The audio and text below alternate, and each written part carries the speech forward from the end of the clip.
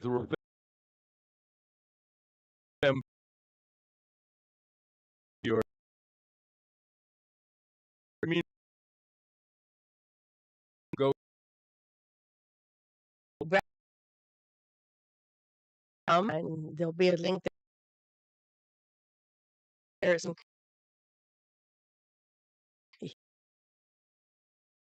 shit.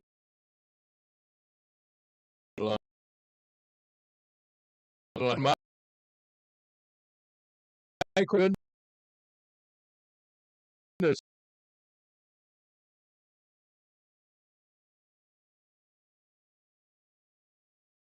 you might be how it's split. That's no fun. Nice time. COVID age.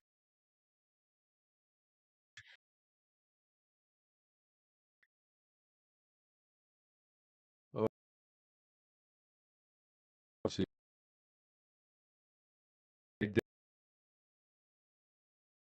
Yep. and I think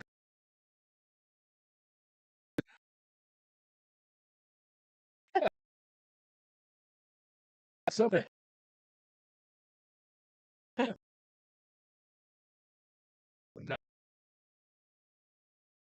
remember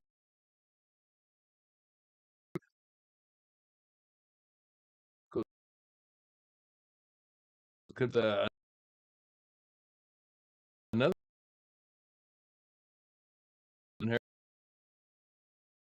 should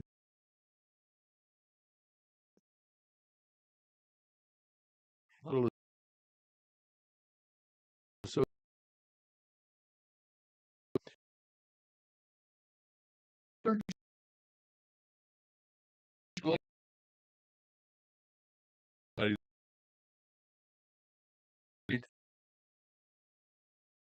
the letter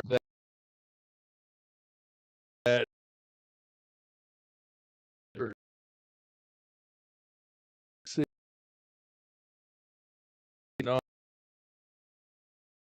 proper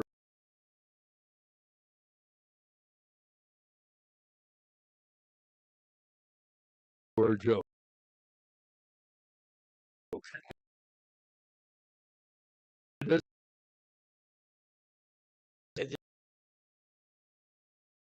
Uh, Jim of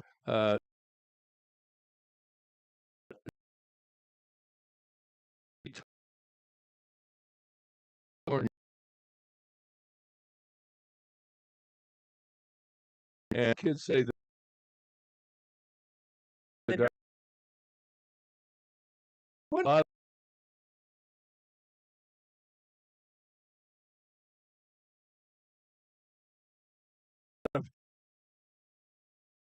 Well,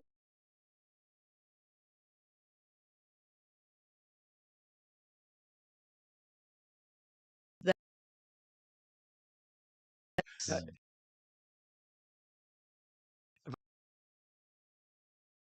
all the little kid when start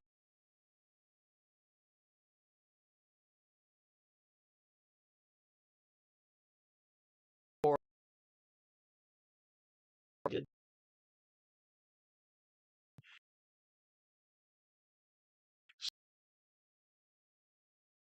oh no,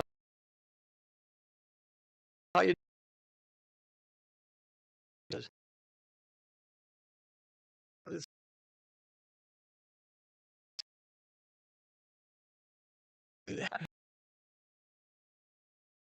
this big- he's a good God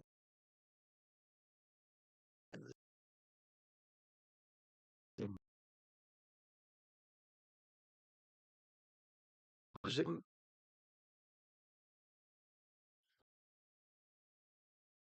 was it that was yeah, and those kids, you know, too.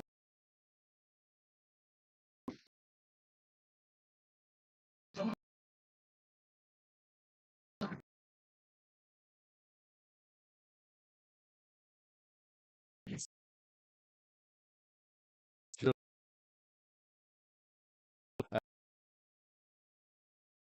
uh, she-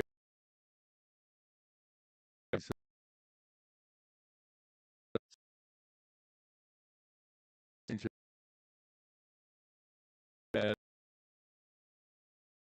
happened when he's a little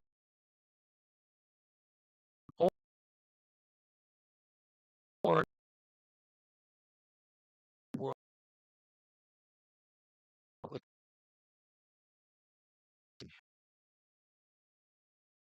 up big,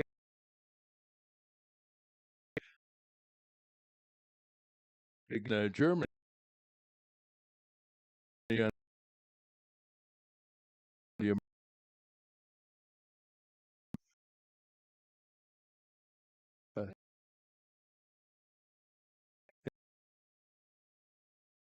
years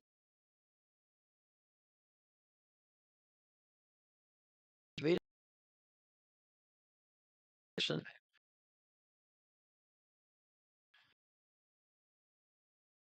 Hey,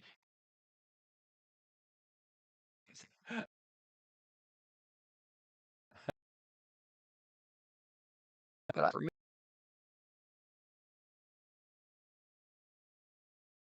was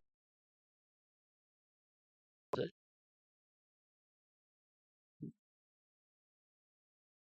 where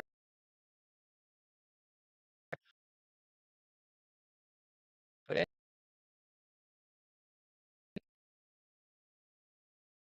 charge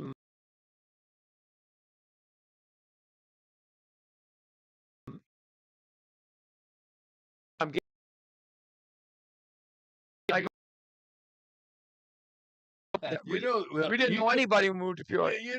actually, Mike, a lot of people had made that Yeah, were confused by that. yeah. A number of people said, "Now your dad had the Barber College and he pitched for the Yankees, didn't he?" I No, said, no, "No, no, there are a couple of no, generations no. apart there." But I just, that. Let's put it this way: he was in the World Series. I Yes. recognized it when I moved to Peoria. Whether or not, If I see Zach Monroe's name listed, like I said, like most of us at one time we learned, no, that was his father, of course. But the interesting thing is because he was called up in the middle of the season, the question was, does he get a World Series ring? And he did. and he did. And And the I've percentage, only seen it once. I well, have no idea where it is, and I don't think he knows either, but I know someone in the family knows where it is, and that someone has probably the ring for that matter. So, at any rate, let's get into the news brought to you by Bob Manning, Senior Vice President. He's financial advisor with the Grandview Capital Group at Morgan Stanley in, yeah, obviously. For investments, check out Bob. Bob's available at 309 671 4653. Morgan Stanley Smith Barney, LLC, member SIPC. And as usual, we start with the weather as we set the trend in early morning radio news. Partly sunny today. Looks like we'll get some rain. The National Weather Bureau said 50-50 chance for precipitation. The high today 87, and tonight possible showers, a low of 70. We know the farmers, having talked to our farm advisor John Cross yesterday, he thinks and believes and hopes and prays they'll get some moisture for their beans and corn for that matter. Tomorrow, sunny, 88. Thursday, high near 90. Friday, mostly cloudy. No, mostly sunny. A chance for rain, high 92. way. Saturday, a high of 87. Possible showers on Saturday. Right now, we are at 70 degrees. And now, with the news, here's Terry. Well, the search for survivors continues in central Texas. The death toll stands at 104 across 6 counties. In Kerr County alone, officials reported 84 deaths, 56 adults and 28 children. There are many heroes who braved dangerous floodwaters to rescue people. Among them, Coast Guardsman Scott Ruskin, who saved 165 people. Wow. It was the 26-year-old's first mission. Is that amazing, That's or is that amazing. amazing? Hey, amazing. Mr. President, 165. let's get a couple A awards going presidential medal for for sure. that. Wow. There were many other heroes, such as consulars at Camp Mystic near Kerrville, who Yep. guided some campers to safety. Night security guard Glenn Junke helped save camper lives by placing them on mattresses to ride out the rising waters. It is so many wonderful stories of such a devastating news. Praise for unnamed individuals who used their truck to rescue people, and of course, all of the airborne crews and helicopters who searched and searched, finding survivors clinging to houses, trees, and debris. The heartwarming stories, along with devastating news about loss of life, came with political attacks on the National Weather Bureau and the Trump administration. ABC anchor George Stephanopoulos falsely claimed the Bureau in Central Texas was understaffed. His comment was met by strong denials by the agency and the White House, demanding a retraction since the agency was not only fully staffed, but in one area actually overstaffed. President Trump says he'll visit Texas later this Friday to survey the damage and again express his personal condolences to families of the victims. President Trump is meeting this week with the Prime Minister of Israel, Benjamin Netanyahu, seeking to put an end to the conflict between Israel and the Palestinians led by Hamas.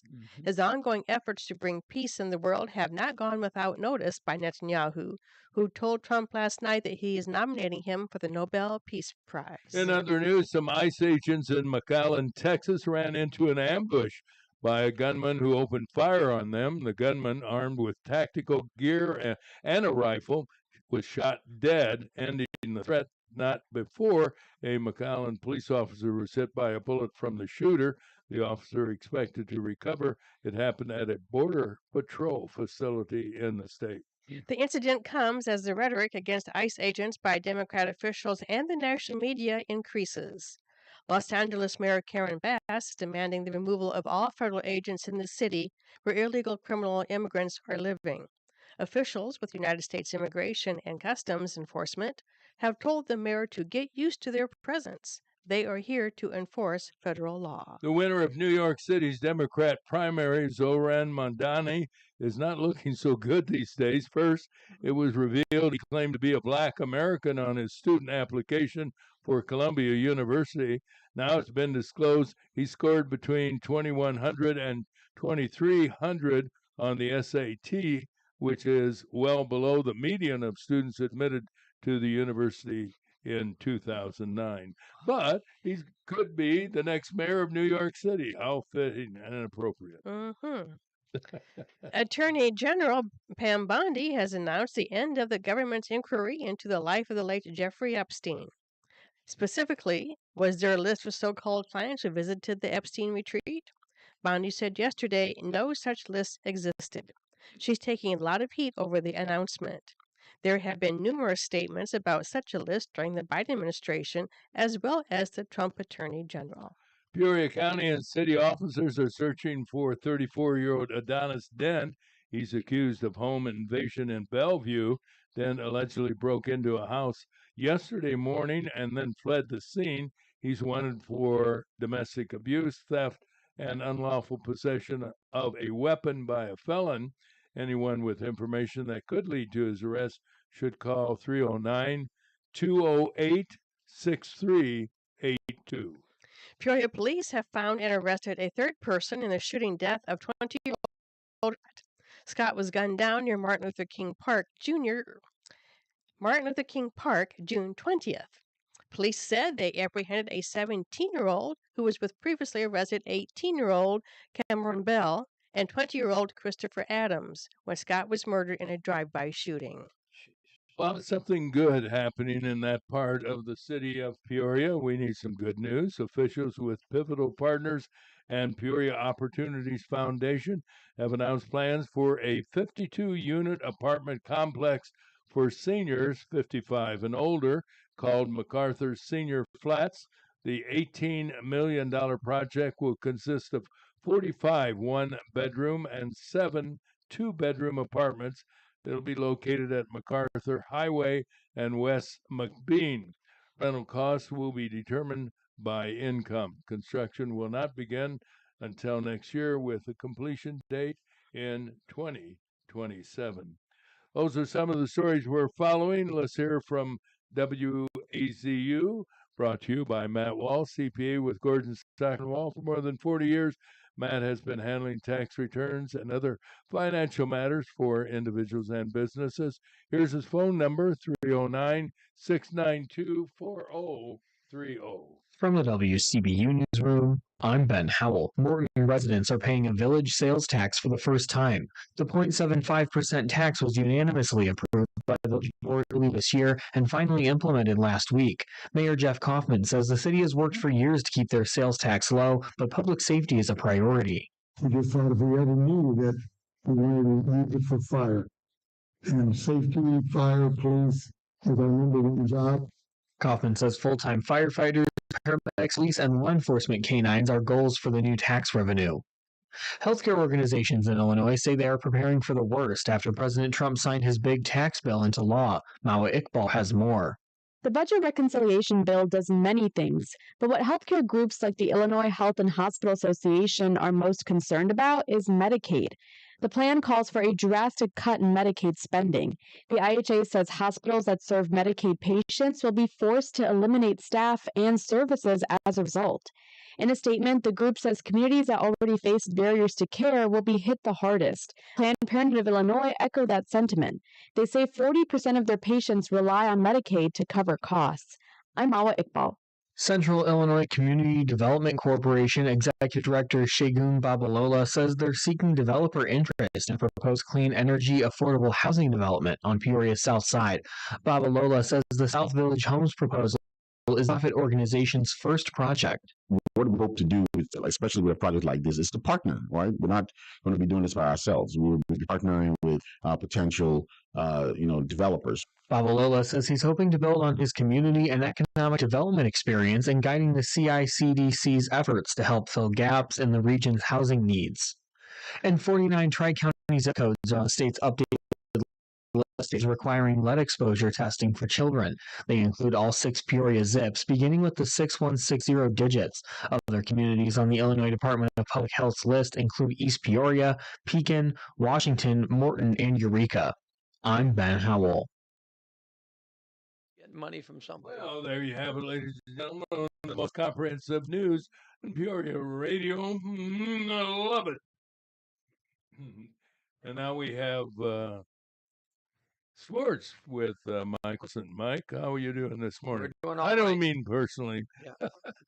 I'm doing fine. We already got Hey, the hey, medical report Compared to earlier. what those poor people and Oh families yeah, are dealing with amen to that. down in Texas, guy. It just, you send your kid to a camp and and you think, boy, they're going to have a good time. They're going to enjoy some swimming. They're going to enjoy some activities. They're going to meet some new people. And then you get the news that, here's is one that they can't even find the body, and it just, I heard that Lamar Hunt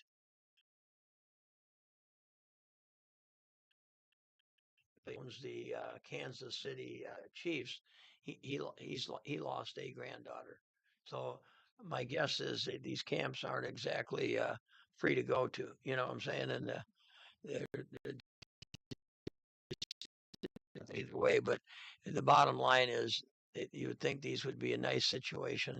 And you know what they're getting too is that the people have been aware of what goes on with some of these rivers in the Texas area, and they were told that they were supposed to kind of beef it up a little bit. What basically they used as their warnings were people from the upper areas would call down to the lower areas and say, hey, get ready, it's coming your way, And sometimes if it comes in the middle of the night like a tornado, you don't get that warning quick enough. So, No, but everybody's sleeping. so Anyway, keep in our prayers. you bet. Amen to that. Baseball last night, Major League, the Cubs and the Cardinals were off. They had the Monday off. They'll go at it tonight. Chicago White Sox hosted the Toronto Blue Jays, and the Blue Jays won 8-4. Bradley University alumni and former baseball player Mike Tauchman was 3 for 5 last night. He was with the Cubs. Who's he playing for? White Sox now. Is he? And No kidding. he's a good player. I was surprised the Cubs got rid of Well, him. On the other hand, my wife reminded Tucker, me. and You're Crow Armstrong, Armstrong, pretty tough guys. the guy that leads to off. ignore, yeah. No, that's the situation. Just no room at the end. That's boiled down to. And the White Sox need big bats as well as some Yeah. pitchers as well. Yeah. The Milwaukee Brewers, I still think the Brewers will challenge the Cubs Well, I before it's agree. all over. We'll Yeah. see. The Milwaukee Brewers were also winners last night. They defeated the Los Angeles Dodgers 9-1. Today's games, Cubs will be playing in Minnesota at 6:40 against the Twins. Cardinals host the Washington Nationals at 6:45, and the Blue Jays once again will be battling the White Sox up in Chicago. Tennis yesterday with Wimbledon going on. One of the in the men's draw at Wimbledon round of 16 yesterday.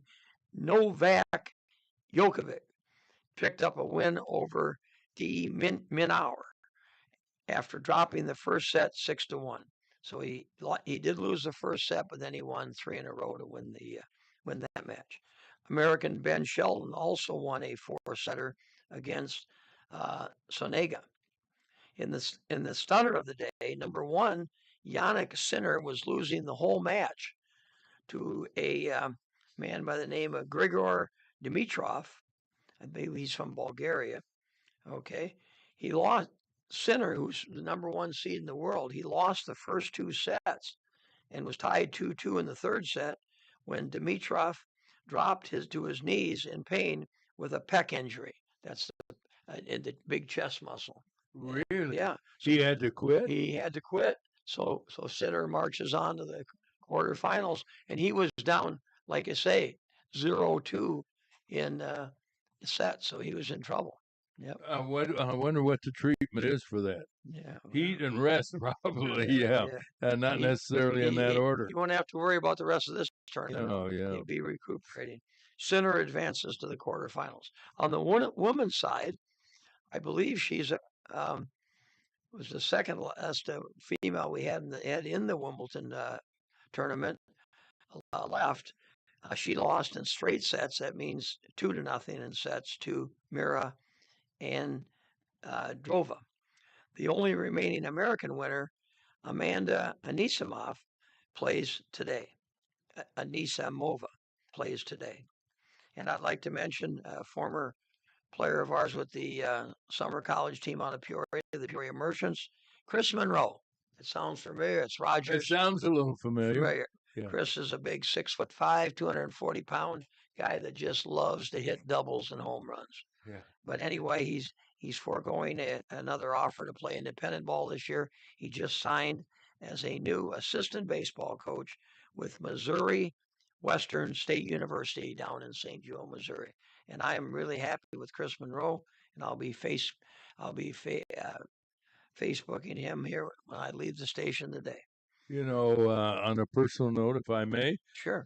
you have been such a dear friend and supporter of my grandson that I'm indebted to you because you followed his career, you counseled him, you encouraged him, and he's had a great career. We can't thank you enough. He's parlaying that career into now basically a good job. I think I always wanted to coach college baseball, and my applications must never look very good. But I never got very. Hey, along. that doesn't mean you aren't and weren't qualified Well, because thank of your knowledge of baseball. right. A little known factoid, because you don't talk about it much, is you've been an associate scout with the Seattle Mariners. So they knew your talent and your skill, Yeah. and you did that for, gosh, how 20 many years? years. 20 years. Yep. And Enjoyed it. Enjoyed it. Man. traveled all over the place, Yeah, you got- looking at kids who wanted to make it to the major leagues. right. And you saw some great kids, Great and schools. and even got acquainted with so many. Lot of good well, baseball yeah, people, a lot of good yeah. connections, right? And that's sports on WAZU 90.7 FM in lovely Peoria, Illinois. Well done, my friend. We have 70 degrees, partly sunny today. We could get some rain. The high around 87, and we'll be right back. Don't go away.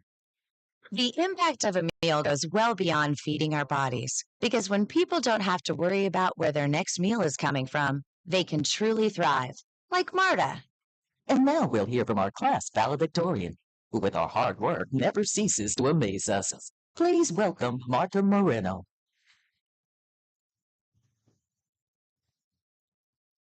And Alex.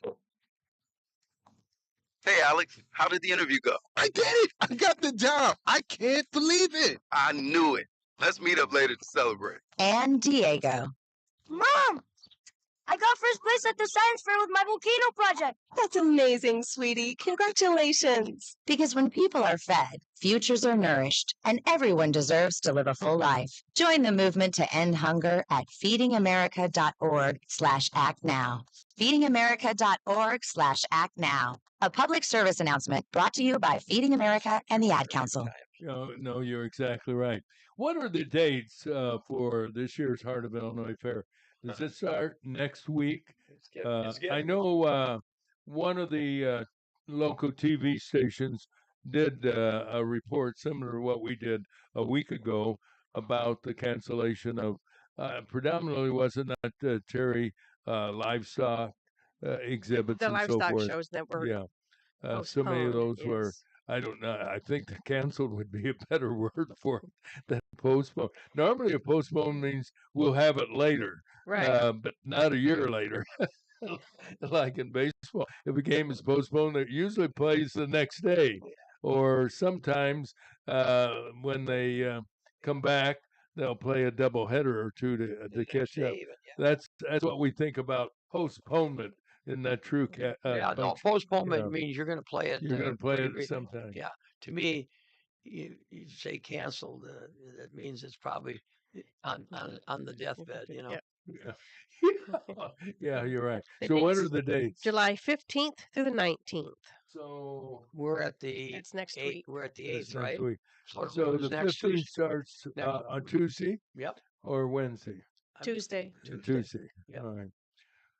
Well, as everybody knows, they've apparently, I don't know whether the papers have been signed, but the Exposition Gardens, the board, owes the city of Peoria for basically that water runoff tax that was mandated by the federal government, and they don't have that kind of money. So they're selling 70 acres. And you don't live right next to it, but I live you- pretty close you to it. live pretty close. I live within a and- mile. And I've heard there are people who are concerned about what kind of homes are going to go into that Mhm. area, which is between Richwoods High School and Northmore Grade School. Exactly. So Exactly where it's at. I hope that the council members, particularly, I'm trying to think of the guy from the third district, Tim Tim Rickenbach, Rickenbach, yeah. who's a big mover and shaker for low income housing, will hold hearings to let people know or to hear from the people in the area. I can tell you when I was president of the Wardcliff Homeowners Association and a group in the city of Peoria called Upgrade. They were affiliated with First Federal Savings. We asked them to come, and we had an error hearing, you might say, in the neighborhood on Kingston Court, and officials came, and I don't mind telling you, did not tell the truth. We held another one at Sterling Grade School, and again, a different set of people came and did not tell the truth. And as it turns out, there was indeed a subdivision that has been historically a high crime area to the detriment of nearby homes and so forth. Well, So be on your toes, Mr. Olson. Right. They're that you're exactly right though. The actual the Richwoods stadium, football stadium, the back of it is right next to the Opera House, and you just and then that's where the bus barn is too. The bus barn is out there, right would be right adjacent. Oh, you're right. Right, that's really adjacent to the actual entrance to the Heart of Illinois Fair. Are we going to have rides?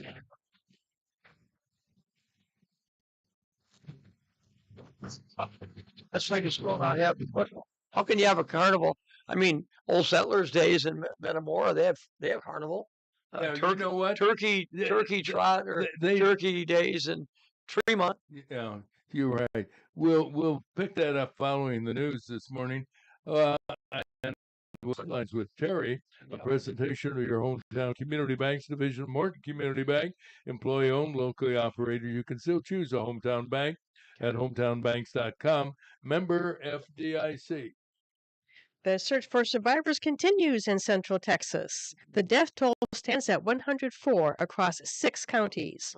In Kerr County alone, officials reported 84 deaths, 56 adults and 28 children. There were many heroes who braved dangerous floodwaters to rescue people. Among them, 26-year-old Coast Guardsman Scott Ruskin, who saved 165 people. That's just amazing. And that was his first mission. What a way to break in. There were other heroes, such as counselors at Camp Mystic near Kerrville, who guided some campers to safety. Night security guard Claire Dunke helped save camper lives by placing them on mattresses to ride out the rising water. Praise for unnamed individuals who used their trucks to rescue people, and of course all the airborne crews and helicopters who found survivors clinging to houses, trees, and debris. The heartwarming stories, along with news about loss of life, came with political attacks on the National Weather Bureau and the Trump administration. ABC anchor George Stephanopoulos claimed the Weather Bureau in Central Texas was understaffed. His comment was met by strong denials by the aide and the White House, demanding a retraction, since the agency was not only fully staffed, but in one area was actually overstaffed. President Trump says he'll visit Texas later this week to survey the damage and expresses condolences to families of the victims. President Trump is meeting this week with the Prime Minister of Israel, Benjamin Netanyahu, seeking to put an end to the conflict between Israel and the Palestinians led by Hamas. His ongoing efforts to bring peace in the world have not gone without notice by Netanyahu, who told Trump last night that he is nominating him for the Nobel Peace Prize. In other news, some ICE agents in McAllen, Texas, ran into an ambush by a gunman who opened fire on them. The gunman, armed with tactical gear and a rifle, was shot dead, ending the threat, but not before a McAllen police officer was hit by a bullet from the shooter. The officer is expected to recover. It happened at a Border Patrol facility. Peoria County and city officers are searching for 34-year-old Adonis Dent, who is accused of home invasion in Bellevue. Dent allegedly broke into a house yesterday morning and then fled the scene. He's wanted for domestic abuse, theft, and unlawful possession of a weapon by a felon. Anyone with information that could lead to his arrest should call 309-208-6382. Peoria police have found and arrested a third person in the shooting death of 20-year-old Terrence Scott. Scott was gunned down near Martin Luther King Park June 20th. Police said they apprehended a 17-year-old who he was with, and he previously arrested 18-year-old Cameron Bell and 20-year-old Christopher Adams, where Scott was murdered in a drive-by shooting.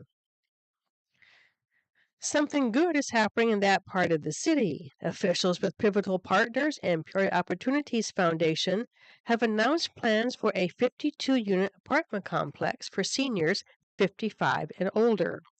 Called MacArthur Senior Flats, the $18 million project will consist of 45 one-bedroom and 7 two-bedroom apartments and will be located at MacArthur Highway and West McLean. Rental costs will be determined by income. Construction will not begin until next year, with completion in 2027. And those are the headlines, Roger. All right, Terry. Thank you very kindly. And I'll check the weather. Brought to you by Kathy Reynolds of Brilliant Real Estate. If you're thinking about selling your home and upgrading and looking at possibly another home, keep Kathy in mind. She's available 24/7 to help you. And you can reach Kathy today at 309-696-2162. Personal note, you can also reach her tomorrow at 309-696-2162. Oh, I like that, Roger. Partly sunny today. It looks like we'll get some rain, and we need it. The farmers need it. My lawn needs it. How about yours? The National Weather Bureau says there's a 50-50 chance for precipitation. The high today, 87. Tonight, possible showers, a low of 70. Tomorrow, mostly sunny and 88. Thursday, high near 90. The noise you hear in the background is our sports guy. Yeah. Friday, mostly sunny, chance for rain, high of 92. Saturday, 87 with possible showers. We dropped a degree, currently 69 degrees.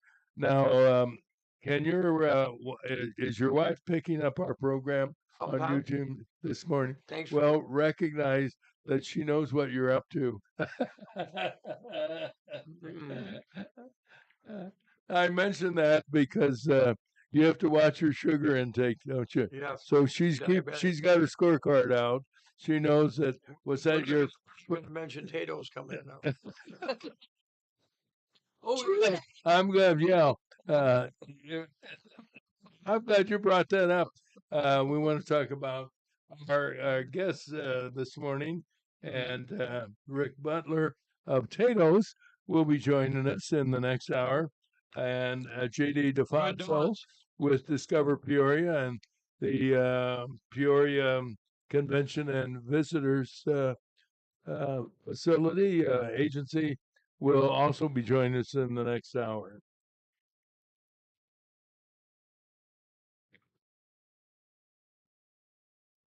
Well, we were talking about the Heart of Illinois Fair starting next Tuesday. And, last year, didn't they also, their carnival folks canceled at the last minute? Yep. I don't know if, Royce used to indicate that part of his professional appearances, when he was booked, he got money up front, not the whole pile, but money that would For transportation. would be guaranteed in the event they decided to cancel, because he relies on getting scheduled. And if he has a booking, let's say for Friday, August 4th, and they book him, and maybe at the last moment something happens and they cancel, he's out. And maybe somebody else came along after he made the booking and said, we want you Friday, August. Oh, I can't make it. I'm already booked. So the point I'm making is that if they had booked a carnival and the carnival folks canceled last minute, they had to pay if they had the right contract. I don't know whether they did or not. But as you said, what's a fair without a carnival? Oh, man. Yeah. Well, I drive by University and Northmore probably 3 times a day. And it took me about 3 or 4 days last year, especially, to even know a fair is going on. Number one, at least you used to be able to see the double Ferris wheel. Yeah, you see the Ferris wheel. And you would hear the noise from the grandstand show. I mean, I can hear the football game sometime, the announcer from where I live on Teton Drive, which is, like I say, by the way the crow flies, probably a half mile, probably a mile by driving north and then going east to back towards Knoxville. But as a resident of the greater area out there for the Richwoods area, you don't even know what's going on anymore. Yeah, it's really a shame. Of course, they took a big hit when they had to, due to expenses. Yeah. do away with the live grandstand show, which was free. Yep. Big draw. Getting into the fair was not free, but the grandstand show was free. And I look back on it, and I did so a number of years. Thought, it was getting expensive to bring them in, but I thought they should, and maybe they did, and I don't know about it. And the community didn't know. But go to Caterpillar and say, would you sponsor bringing Bobby Goldsboro or the Diamonds in? And so that it would be Caterpillar night, so to speak. And then go to maybe OSF St. Francis. They've got a lot of money. It would be St. Francis night and bring in Celine Dion, which nobody could afford. Yeah. So Roger and Friends. Well, that I wouldn't have told. We don't have a budget.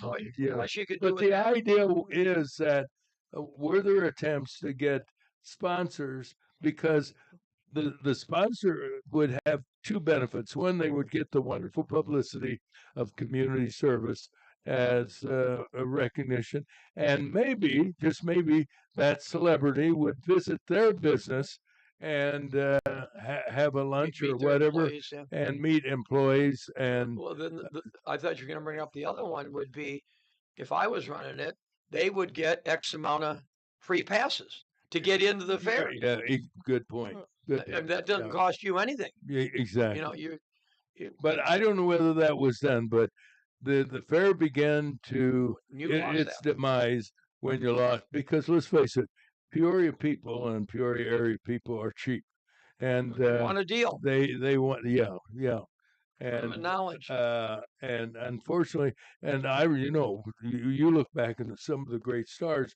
Phil Salzer was on the board of Exposition Gardens, hosted many of the celebrities that came all the way from Roy Clark to Bob Hope. I think Bob Hope came one year. Some big time singers too, the males. Oh, absolutely.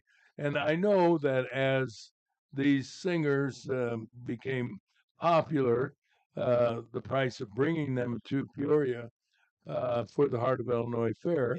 And let's face it, fairs are challenging gigs for celebrities. Yeah. They're not working under air conditioning. You might be dealing with 99-degree weather and 99 plus. But when you look back on it, all the big names that came, it was impressive.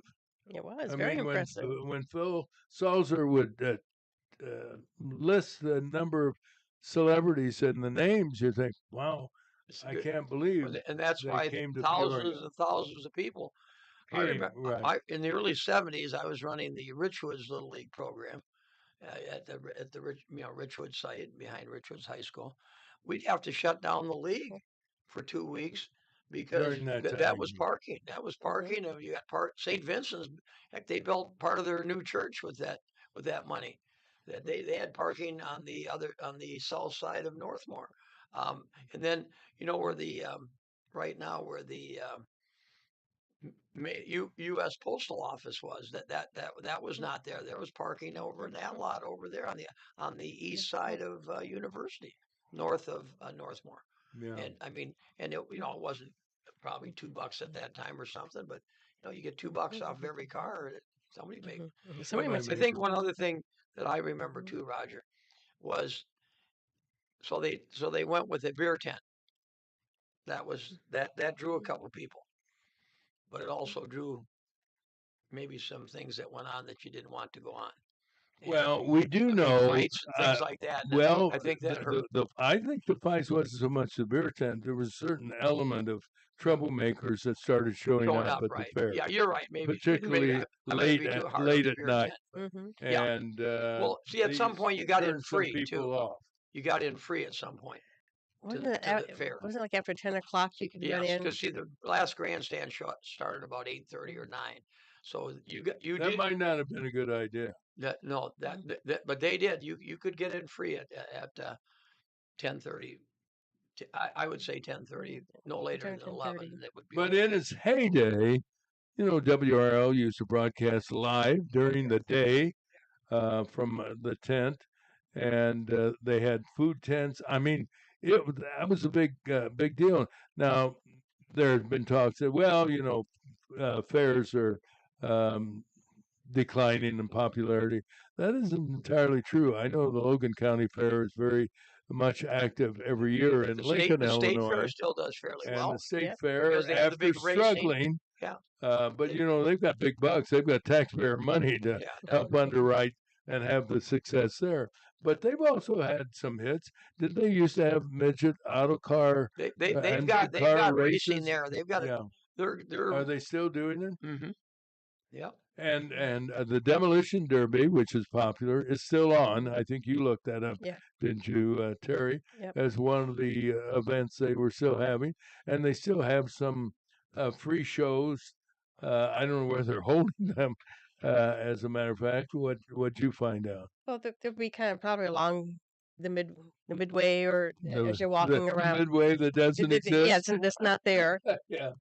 Yeah, it's just you know, when it comes to the carnival is going to come if they don't think they can make money, That's right. because it's a I big think they project. did so poorly the They've year got- before. Yeah. I think that may have been the cause, and it's really a shame because, like you said, even the small towns, but the Turkey Festival every year is a big draw, and so the So carnival, the turkey which is sandwiches. right in town, right along Route 9, 9. for crying out loud. Yeah. And it's very popular, and they obviously make money. You said over in Metamora, Metamora has what they call Old Settler Days, usually about. and they have a carnival. Oh yeah, oh yeah. Martin That's Pumpkin. right on the square over there. Yeah, Martin Pumpkin Festival usually Morton has a Pumpkin carnival. Festival. Yeah. That they have a carnival. So how can these small towns have a carnival for their annual events and it not go well in Peoria? I have a hard time understanding why carnivals are not popular anymore at the Heart of Illinois Fair. Could be liability insurance. You know, you have a few people Yeah. get hurt, and all of a sudden, Oh man, do you remember the one? Helicopter. That Oh, the helicopter. helicopter. No That's one what I've been waiting to get in. remember that. Yeah. That didn't help either. And that certainly didn't. Well, I think this could very well be the. I don't want Near to be the end. negative, but if you don't, if you have a fair with the emphasis on agriculture, and you have no agriculture, you're in trouble, because then you don't have the people from the rural areas feeling a need to be there to participate. Yeah. Well, then of course in the actual exhibition gardens building, they used to always have a lot of cooking. Oh yeah, cooking, they had contests. contests, best pie, best and that was I always walk through there and just enjoy it. I always love going to see the competition with Aunt Bee's pickles. Yeah. From What about Sam the Candyman too? Sam the Yeah. Candyman would come in every Yeah. year. and his fudge and the lemonade guy. lemonade guy. Uh, Oh, those French fries were good too. A lot of oh, salt on were them. they Yes. there last year, or any semblance of them? I don't know. I haven't been to the fair in years. Yeah, here we are I'm not- we're condemning talking- people, and then when When's the last I time we've say, been there? when was the last time you were there?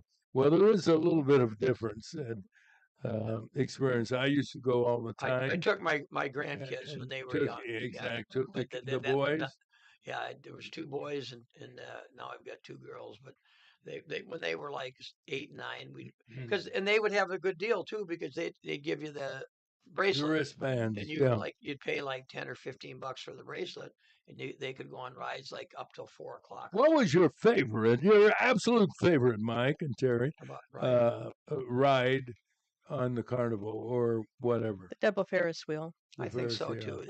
too. That gave you mine it was gave the you bump- enough thrill, but not too much. Mhm. I don't want too much thrill either. I don't The want bumper cars was my favorite. bumper cars were fun. Oh, I hated the bumper You cars. hated that. I remember when I You was hated young, to get the bumped. boys. I've always hated to get Well, bumped yeah, too. but you're the female. All those guys are running it. Yeah. Well, at any rate, we hope that whatever goes on this year, It's successful. it will be a success. But they need a little more publicity, I think, and we'll give all the publicity we can to promote going out there, maybe with some live interviews. And TV needs to do it. I give Channel 31 credit last night. Yep. They had a feature story on the Heart of Illinois Fair. Well, the history of the Heart of Illinois Fair is worth a Remarkable. story in itself, no question. The entertainment they brought in, and I'm sorry, I hadn't heard about the. I knew the carnival was, was over, but I hadn't heard that the Many of the livestock, yeah. many of the livestock, because to me that's what people said to me last year. Well, don't forget you still got the livestock coming. Yes, Well, yeah. yeah, you did, but they came last year, but I don't think they're coming. Do you know, is there a fee that people who brought their livestock had to pay, or did they do it as part of support for the fair? I don't know. But they did it for judging purposes. Judging. Oh, yeah, Oh yeah, absolutely. that's what it really was for. Oh. But then you'd have to stay here. They'd stay here for the week or 3 or 4 days anyway.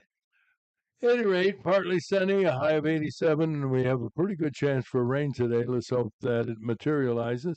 In the meantime, let's check in with Louis Linder and our pet tip of the day. Today's pet tip is brought to you by Peoria Pet Crematory of Peoria and Lewiston, providing final care for family pets, large and small, 24 hours a day, 7 days a week.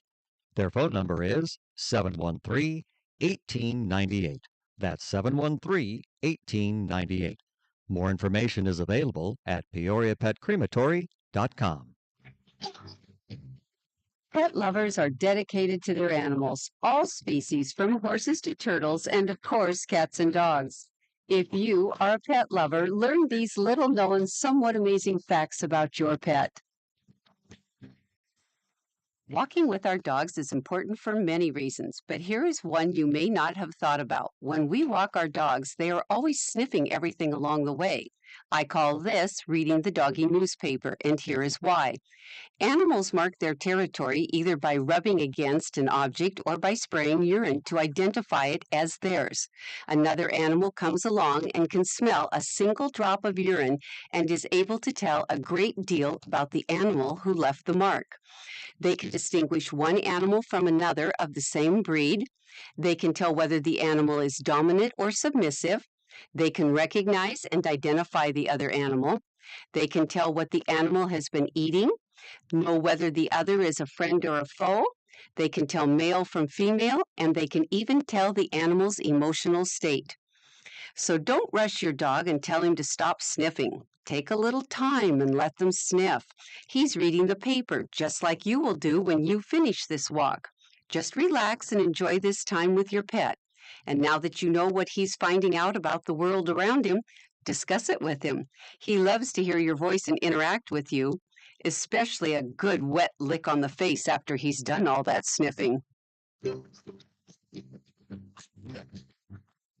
This whisker of information has been made possible by a grant from the Corporation for Public Broadcasting in partnership with Spot, Saving Pets One at a Time, and KSBR Studios. Produced by Joseph C. McGuire and theme music by Stuardo Glasser.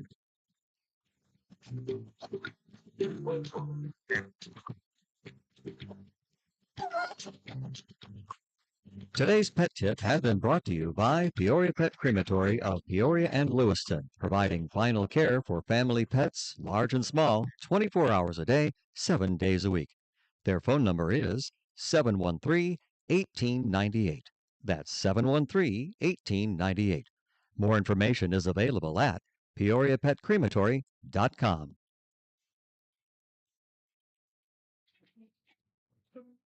I'm always fascinated by the wonderful information that is provided. You know, we seem to be having a little trouble with our sound system this morning. I think it's been going south.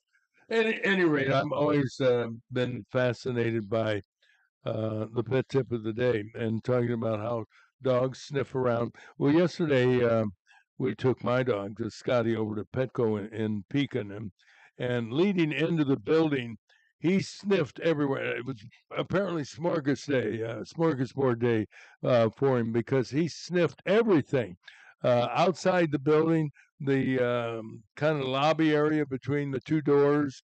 He was sniffing there. When he went into the building itself, the store itself. Oh my goodness, he was all over the place. And then we took him into the Petco bathing area, the grooming area, and so forth. And he went wild in there as well.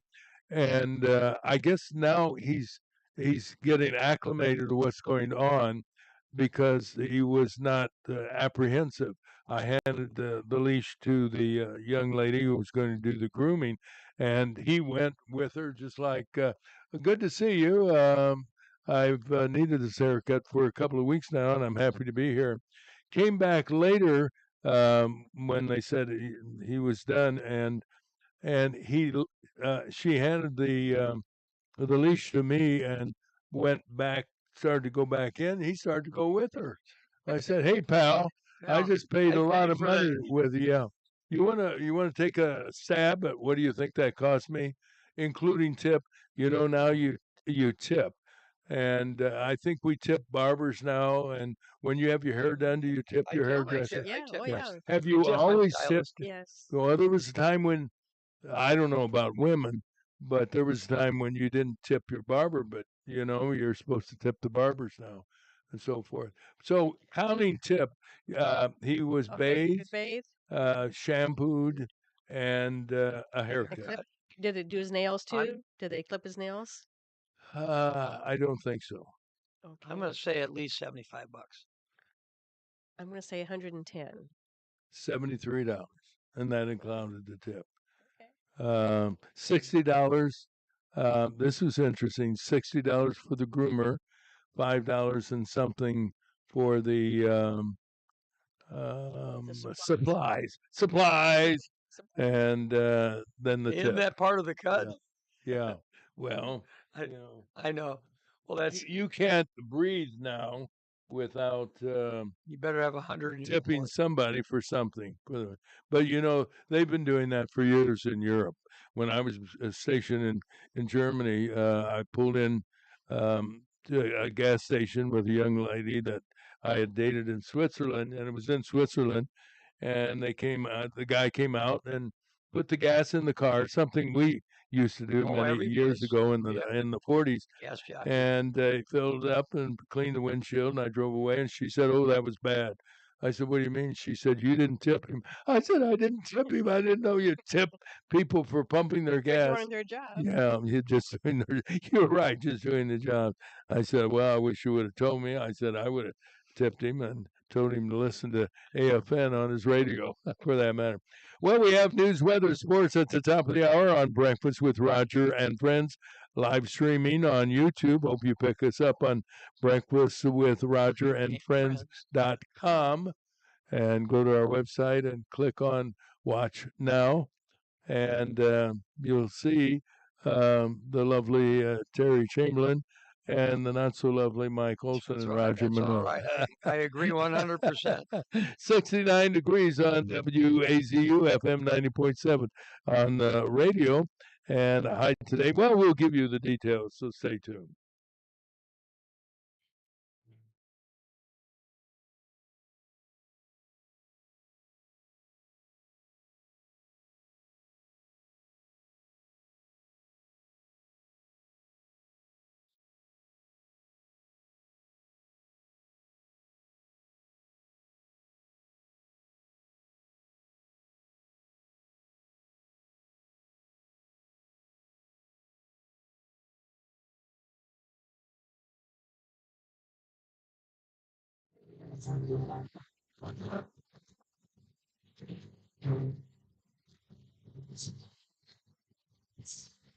Morning, everybody. It's Tuesday, July 8th, and welcome to Breakfast with Roger and Friends. We begin with a check of the weather brought to you by Steve Sink. Steve is the guy who is the managing partner of PHX Affiliates. He knows business. He's been doing the work as a business broker for over 20 years, and you can reach him for more information about buying or selling your business at 309-696-8508. Weather-wise, partly sunny today. Looks like we're going to get some rain. Weather Bureau says about a 50-50 chance for precipitation. The high today, 87. Overnight low, 78 with possible showers this evening. Tomorrow, mostly sunny, 88. And Thursday, a high near 90. Friday, mostly sunny. There is a chance for rain on Friday and Friday night. Saturday, high 92, by the way, on Friday. Saturday, 87 with possible showers. And right now, we're back up to 70 degrees. And now the news. Here's Terry. The search for survivors continues in central Texas. The death toll stands at 104 across 6 counties. In Kerr County alone, officials reported 84 deaths, 56 adults and 28 children. There were many heroes who braved dangerous floodwaters to rescue people. Among them, Coast Guardsman Scott Ruskin, who saved 165 people. It was the 26-year-old's first mission. Have you seen him interviewed on television? No, I Very have not. humble, modest guy. God bless him for what he did and who he is. There are many other heroes we might point out, such as counselors at Camp Mystic, that's near Kerrville in Texas. He guided some campers, and they did, to safety. Night security guard by the name of Glenn Jenke. He helped save camper lives by placing them on mattresses to ride out the rising waters. Praise for unnamed individuals who used their trucks to rescue people, and of course, all of the airborne crews and helicopters who searched and searched, finding survivors clinging to houses, trees, and debris. The heartwarming stories, along with devastating news about loss of life, came with political attacks on the National Weather Bureau and also the Trump administration. ABC anchor George Stephanopoulos falsely claimed the Bureau in Central Texas was understaffed. Not true. His comment was met by strong denials by the agency and the White House, demanding a retraction since the agency was not only fully staffed, but in one area actually had overstaffing. President Trump says he'll visit Texas later this week on Friday to survey the damage and express his personal condolences to families of the victims. President Trump is meeting this week with the Prime Minister of Israel, Benjamin Netanyahu, seeking to put an end to the conflict between Israel and the Palestinians led by Hamas. His ongoing efforts to bring peace in the world have not gone without notice by Netanyahu, who told Trump last night that he is nominating him for the Nobel Peace Prize. In other news, some ICE agents in McAllen, Texas, ran into an ambush by a gunman who opened fire on them. The gunman, armed with tactical gear and a rifle, was shot dead. That ended the threat, but not before a McAllen police officer was hit by a bullet from the shooter. He's expected to recover. It all happened at a Border Patrol facility in the state. The incident comes as the rhetoric against ICE agents by Democrat officials and the national media increases. Los Angeles Mayor Karen Bass is demanding the removal of all federal agents in the city where illegal criminal immigrants are living. Officials with United States Immigration and Customs Enforcement have told the mayor to get used to their presence. They are there to enforce federal law. The winner of the New York City's Democrat primary, Zohran Mamdani, is not looking so good these days. First, it was revealed he claimed to be a black American on his student application for Columbia University. Now it's been disclosed he didn't do well on his SAT test, scoring between 2,100 and 2,300. I guess that's not very good. It's supposed to be well below the median of students admitted to the university in 2009. But who cares whether he's a dummy? Attorney General Pam Bondi has announced the end of the government's inquiry into the life of the late Jeffrey Epstein. Specifically, was there a list of so-called clients who visited the Epstein retreat? Bondi said yesterday no such list existed. She's taking a lot of heat over the announcement. There have been numerous statements about such a list during the Biden administration, as well as the Trump Attorney General. Do you want to take a test? I took that SAT test, and I misspelled SAT. Oh, you spell it C-A. No, never mind. Peoria County and the city officers, they're searching for 34-year-old Adonis Dent. He's accused of home invasion in a place in Bellevue. Dent allegedly broke into a house yesterday morning and then fled the scene. He's wanted for domestic abuse, theft, and unlawful possession of a weapon by a felon. Anyone with information that could lead to his arrest, please call authorities at 309-208-6382. Peoria police have found and arrested a third person in the shooting death of 20-year-old Terrence Scott. Scott was gunned down near Martin Luther King Park June 20th. Police said they apprehended a 17-year-old who was with previously arrested 18-year-old Cameron Bell and 20-year-old Christopher Adams when Scott was murdered in a drive-by shooting. Terrible story on the city's south side. So we have some good news for that part of the city and actually for everybody in Peoria, because officials with Pivotal Partners and Peoria Opportunities Foundation, they've announced plans for a 52-unit apartment complex for seniors 55 and older. It's called MacArthur Senior Flats. The $18 million project consists of 45 one-bedroom and 7 two-bedroom apartments located at MacArthur Highway and West McBean. Rental costs will be determined by each individual's income. Construction to begin next year with completion in the year 2027. Now we have more news from our partners at WCBU. From the WCBU newsroom, I'm Ben Howell. Morton residents are paying a village sales tax for the first time. The 0.75% tax was unanimously approved by the village board earlier this year and finally implemented last week. Mayor Jeff Kaufman says the city has worked for years to keep their sales tax low, but public safety is a priority. We just thought if we ever needed it, we wanted to use it for fire. And safety, fire, police is our number one job. Kaufman says full-time firefighters, paramedics, police, and law enforcement canines are goals for the new tax revenue. Healthcare organizations in Illinois say they are preparing for the worst after President Trump signed his big tax bill into law. Mawa Iqbal has more. The budget reconciliation bill does many things, but what healthcare groups like the Illinois Health and Hospital Association are most concerned about is Medicaid. The plan calls for a drastic cut in Medicaid spending. The IHA says hospitals that serve Medicaid patients will be forced to eliminate staff and services as a result. In a statement, the group says communities that already face barriers to care will be hit the hardest. Planned Parenthood of Illinois echoed that sentiment. They say 40% of their patients rely on Medicaid to cover costs. I'm Mawa Iqbal. Central Illinois Community Development Corporation Executive Director Shagun Babalola says they're seeking developer interest in a proposed clean energy affordable housing development on Peoria's south side. Babalola says the South Village Homes proposal is the nonprofit organization's first project. What we hope to do, is, especially with a project like this, is to partner, right? We're not going to be doing this by ourselves. We will be partnering with potential, developers. Babalola says he's hoping to build on his community and economic development experience in guiding the CICDC's efforts to help fill gaps in the region's housing needs. And 49 Tri-County zip codes are on the state's updated list of high-risk areas requiring lead exposure testing for children.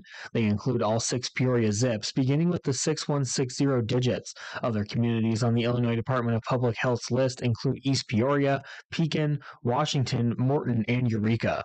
I'm Ben Howell. Once you see the, Well, there you have all the latest, boys and girls, news and weather. Let's get into sports. Mike Olson, what do you have for? I've got it right here. All right. Cubs and Cardinals were off yesterday. No games for the Cubs or the Cardinals. The White Sox did. They hosted the Toronto Blue Jays, and they lost 8-4. However, BU alumni Mike Tauchman. Mike Tauchman was one of the first recruits for the retired Bradley coach Elvis Dominguez, but he had a great career here, and he made it up to the big leagues. I think he played over in Japan a little bit. Came back and played with his hometown. He's from the Chicago area, suburbs, and played with the Cubs last year. Had a good year, but they're just so loaded in the outfield that they basically let him go. And fortunately, the White Sox picked him up. He was 3 for 5. He had 3 of their 7 or 8 hits, so good for him. And he went into the Bradley University Athletic Hall of Fame just this past winter, too. The Milwaukee Brewers, who I think will be challenging the Cubs before the season's over, were also winners against last night. They beat the Dodgers 9-1. Today's games, the Cubs will be playing in Minnesota against the Twins at 6:40. Cardinals host the Nationals, Washington Nationals at 6:45. And the Blue Jays will once again be in Chicago to play the White Sox at 6:40. Tennis in the men's draw at the Wimbledon round of 16 yesterday. Novak Djokovic picked up a win over a man by the name of de Minaur after dropping the first set 6-1. So he dropped the first set, but then he won 3 in a row. American Ben Shelton also won a 4-setter over Sonego. In the stunner of the day, number 1 seed Yannick Sinner was getting handled by Grigor Dimitrov of Bulgaria. Sinner lost the first 2 sets. It's the best 3 out of 5. And he's only tied in the 3rd set. So he loses that 3rd set. It's over. He's eliminated. However, Dimitrov playing a low shot ended up tearing one of his pectoral muscles, chest muscle, big muscle in the chest, and could not swing the racket hardly at all. Dropped to his knees and said, "Hey, pain, injury. I'm going to retire from this match." Sinner advances now to the quarterfinals due to that. What would we call it? Injury, yeah. And in boxing, don't they call it like a technical knockout, maybe, or something like that? In the old days, a TKO rather. Yeah, TKO when you can't go any longer. Technical knockout. Technical knockout. Ooh, you did get knocked out, but you got pretty close. So the ref said no more of that. Okay. On the women's side, Anna Navarro lost in straight sets to Mira Andreeva. Andreva. Andreeva. You got it. You nailed it. The only remaining American woman is Amanda Anisimova, who plays today. I did mention last time, I'll mention it again. Roger's grandson, Chris Monroe, has just been named an assistant baseball coach. He's been at the junior college ranks for a number of years while he's continued to play independent pro ball. But he'll be going to Missouri Western, located in St. Joe, Missouri. I believe. Well, how far that is from Peoria? You have any idea? Well, I drove it one time. You did? Mm-hmm. What were you doing in San Joe? Well, I think we were coming back from maybe we were down in Florida and we came back through that Mississippi way or something. But I don't remember how long it took you. Well, you're a ways from St. Louis, so I would say at least 3 or 4 from St. Louis. You're in the way in the west. And so we're talking about a 6-hour drive. Yeah, I'd say 6. Isn't it about 6 hours to Kansas City? I know Ed, 5.5. Ed goes to the Chiefs football game. Ed Hammond, he lives down there in the fall. Yeah, I think. Yeah. No, I would say about 6 hours from St. Joe. But early on, I remember St. Joe used to host a lot of the NAIA national championships. That's the national. So you're familiar with? Yeah, I've heard it over the years. Yeah. Well, according to the internet, 5.5 hours from Peoria. From Peoria, well, that's not too bad. That's not too bad. No. I wonder how far it is from Champaign. Would it be closer because it's south, but it's also east? It's quite a bit east. Yeah, I'd say a little longer. Just that'd be my guess, but not a lot longer. Well, I'm sure before the start of school year that Danny and Julie will head that way to make sure because baseball probably starts in August. Baseball they fall at the college level. College level, they all have fall programs now. Yeah, a lot of it's inter squad, but the junior colleges play a lot of games in the fall, and D3 NCAA doesn't get to play too many games, but they do a lot of they have fall practice. Okay. Yeah. Well, there you have sports with Mike Olson, boys and girls. Thank you.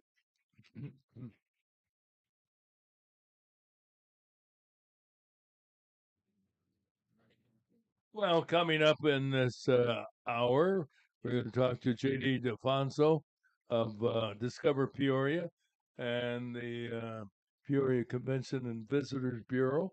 And Rick Butler from Tato's will join us as well. In the meantime, how about this day in history? You ready for that, boys and girls? I'm ready. All right, here we go. We're going to say July 8th is special. For one reason, my brother's birthday is today at the age of 94. And we're going to go back to 1918. A very famous person. What was going on at that time in the world? The Spanish flu?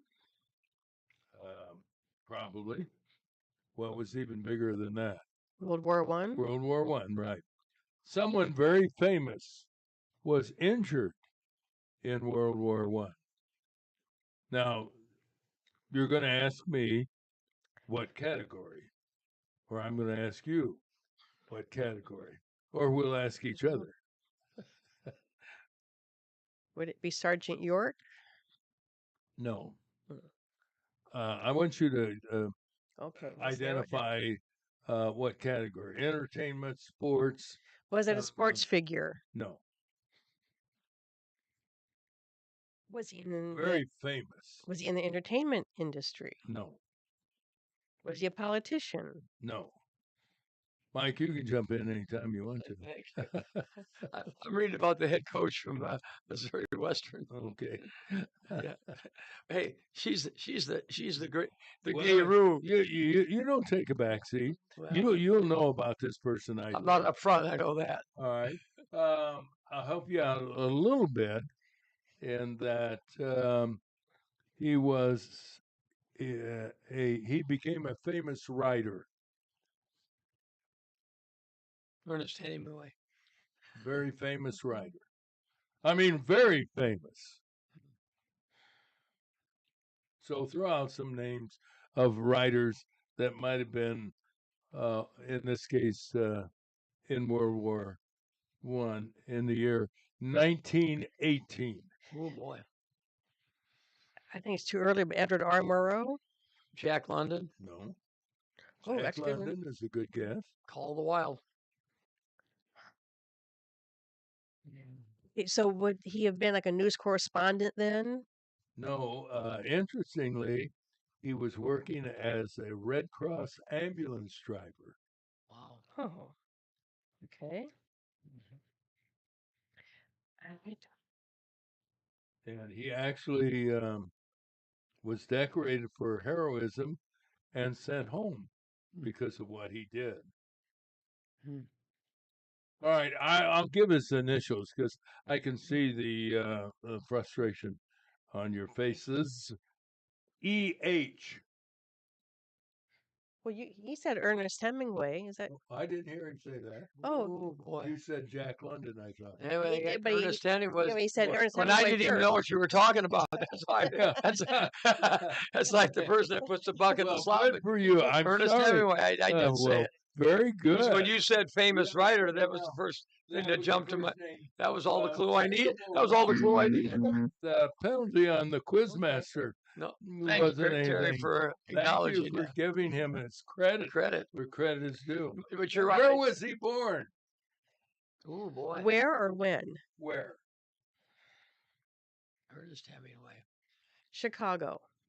Well, you're close. Yeah. Rockford. No, you're closer to Chicago. Okay. Milwaukee. Joliet. Oh.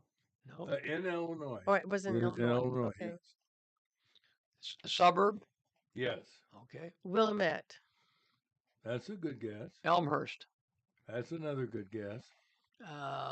We got a lot more suburbs to go through. One of the Naperville. Naperville. One of the words is it's two words. Is a word for one of our parks. Detweiler. Glen Ridge. Gleno. Detweiler. No. One of our parks. Glenview. I'll give you the initials. O.P. O.P. Oak Park. Oak Park is correct. See, I actually gave you the answer, but Okay, so Glen Oak. one of the park. Well, Yeah. I said one of the All park. right. That was kind of maybe a curveball for you. Before joining the Red Cross, Ernest Hemingway. By the way, what year was he born? Since you raised that question. I would say about 1900. I'm going to say 1898. Well, you're both close. Split the difference. 1899. Yeah, exactly right. Nice going. One was over and one was under. I Over may be under. wrong, but I Yeah. think he spent some time up in around northern Michigan too, up and around Traverse City. Around Escanaba? No, down the lower peninsula. But I think there's a house that says Ernest Hemingway spent some time there. It's on Walloon Lake. Walloon Lake. Ooh, I have not heard of that. It's At any by rate, Traverse City. believe it or not, he joined the Red Cross. I didn't know you joined the Red Cross. I know you volunteer, but well, he worked for the Red Cross. But before that, he worked as what? What did he do? Cook. No. No. Okay. Was it in his writing field? Yes. He was a newspaper journalist. Yeah, he was very good. A reporter for what newspaper? And it wasn't Illinois. She got the right person. Okay, was it a northern state? No. Southern state? No. Eastern state? No. Western state? No.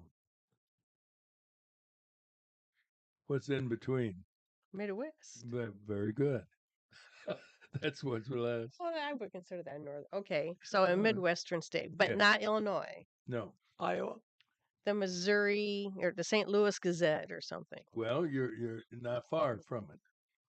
We actually was talking about the city a few minutes ago. St. Joe. Where you're getting closer. What's near St. Joe's? Well, not St. Louis. Kansas City. Kansas City Star. Kansas City. Here they That's go. very good. Let's hear it. He's on a roll, ladies and He gentlemen. is on a roll. Nice going. So, at any rate, after the war, he married a wealthy lady. I don't know what she did. It says wealthy. I know you wouldn't get this. Hadley Richardson. Does that ring a bell? Nope. No. Okay. The couple moved where? Michigan. Florida. Since they were very wealthy, they moved out of the country. Oh. Where a lot of people love to go. Still like to. Paris? Yeah, Paris is correct. Where they met other expatriate writers. I guess a lot of writers went to Paris. Can you name possibly who they hooked up with back in those days? No. Well-known writers. Sinclair Lewis. That's a good guess. Thoreau. Henry Thoreau. How about her first name is Gertrude? I never heard of her, but I thought maybe you two would. Gertrude Stein, does that ring a bell? I was going to say Gertrude Stein, but I don't know what she's famous for, but I don't know. I've heard the Okay. name. Then there's another one that actually has three, Names. one's a letter and two words. Male or female? Male. Very famous. Their initials are FSF. Oh, F. Scott Fitzgerald. Yeah, Fitzgerald, right. That's a big And then the other one they listed, Ezra Pound. Does that I've ring heard a bell for I've you? heard the name, but I couldn't tell you anything you wrote. All right.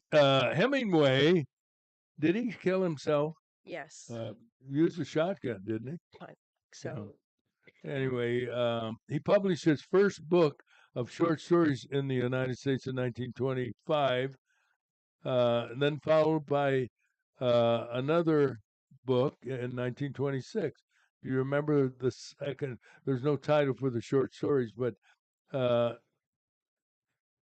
1926 book. You remember the title?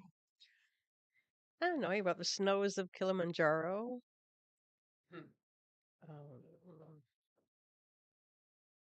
Well, that's kind of hard. I'll give it to you. Just think that's sun- 100 years ago. The sun also rises. Is correct. Yeah, very It's good. 100 years ago. He went on to write what was his most famous one, which was his major literary work. It won a Pulitzer Prize in 1953. The Old Man in the Sea. That is correct. The Old Man and the Sea. Good What job. is it about other than the Old Man and the Sea? Have you read that book? Oh, we did. We had to read it in high school. Ernest Hemingway, outstanding. I got the impression my son knows a lot about Hemingway, and I think he's a big fan of his writing. Wasn't his life pretty troubled at times, Yes. particularly later in life? Yes, I believe that they say that depression and bipolarism ran in the family, and so he struggled with that. And I believe alcoholism. I think that entered into Played a the part in it issue as too. well. Well, you did very well, panel. And sorry about the hearing loss. I didn't uh, get your answer about Hemingway, but we give it to Mike Olson as he is busily engaged. 70 degrees. Michigan. 70 degrees currently, our temperature, partly sunny today, and pretty good chance, 50-50 chance we're going to get some showers. The high today, 87. Don't go away. We'll be right back, boys and girls. Mama, what does the chicken say? Chicken. Oh, okay. What?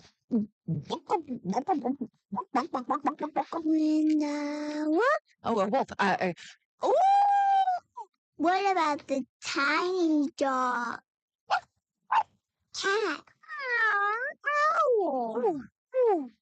Dolphin. What does the turkey say? Well. Well, so. Do the giraffe. Giraffe, really? Okay. Giraffe. Giraffe. You're not going to get it all right. Just make sure you nail the big stuff, like making sure your kids are buckled correctly in the right seat for their age and size. Get it right. Visit NHTSA.gov/the right seat. Brought to you by the National Highway Traffic Safety Administration and the Ad Council. You know, I have to commend the city of Peoria and particularly the people that are working for apartment complex for older Americans, and particularly on the south side of Peoria. You know, the city and the north side is not far behind, if not equal footing. Over the years, changed, unfortunately.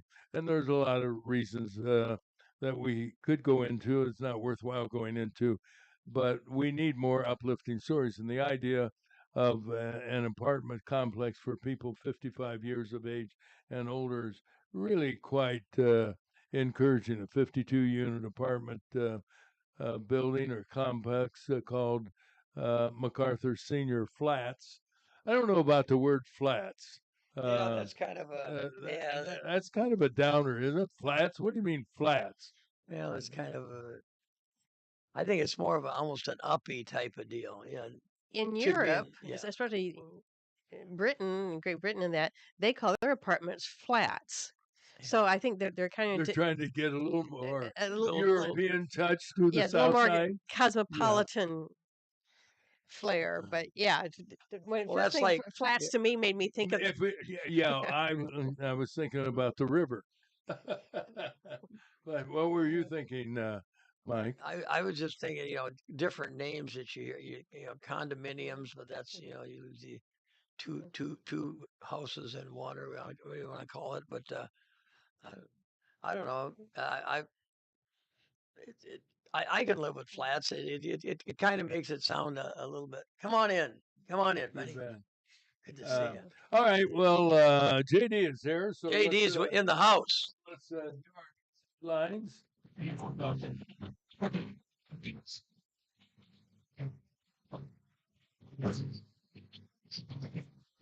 And our news at the bottom of the hour brought to you by Bob Manning, Senior Vice President, Financial Advisor. He's with the Grandview Capital Group, Morgan Stanley in Peoria. Check out your investments with Bob Manning. He's available to chat with you at 309-671-4653. Morgan Stanley Smith Barney, LLC, member SIPC. Here's Terry with our headline. The search for survivors continues in Central Texas. The death toll stands at 104 across 6 counties.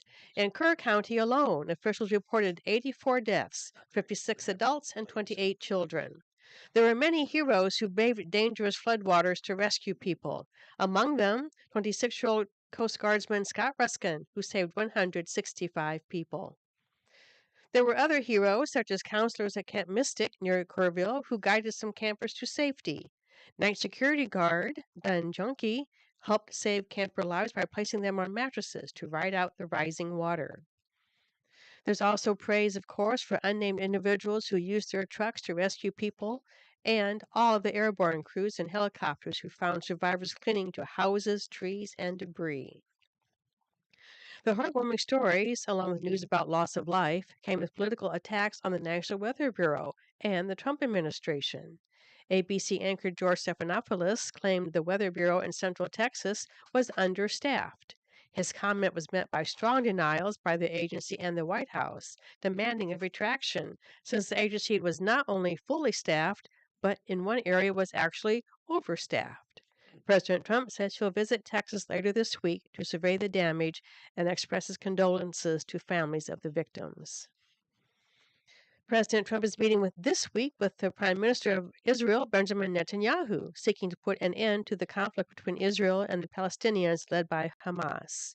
His ongoing efforts to bring peace in the world have not gone unnoticed by Netanyahu, who told Trump last night that he is nominating him for the Nobel Peace Prize. In other news, some ICE agents in McAllen, Texas ran into an ambush by a gunman who opened fire on them. The gunman, armed with tactical gear and a rifle, was shot dead, ending the threat, but not before a McAllen police officer was hit by a bullet from the shooter.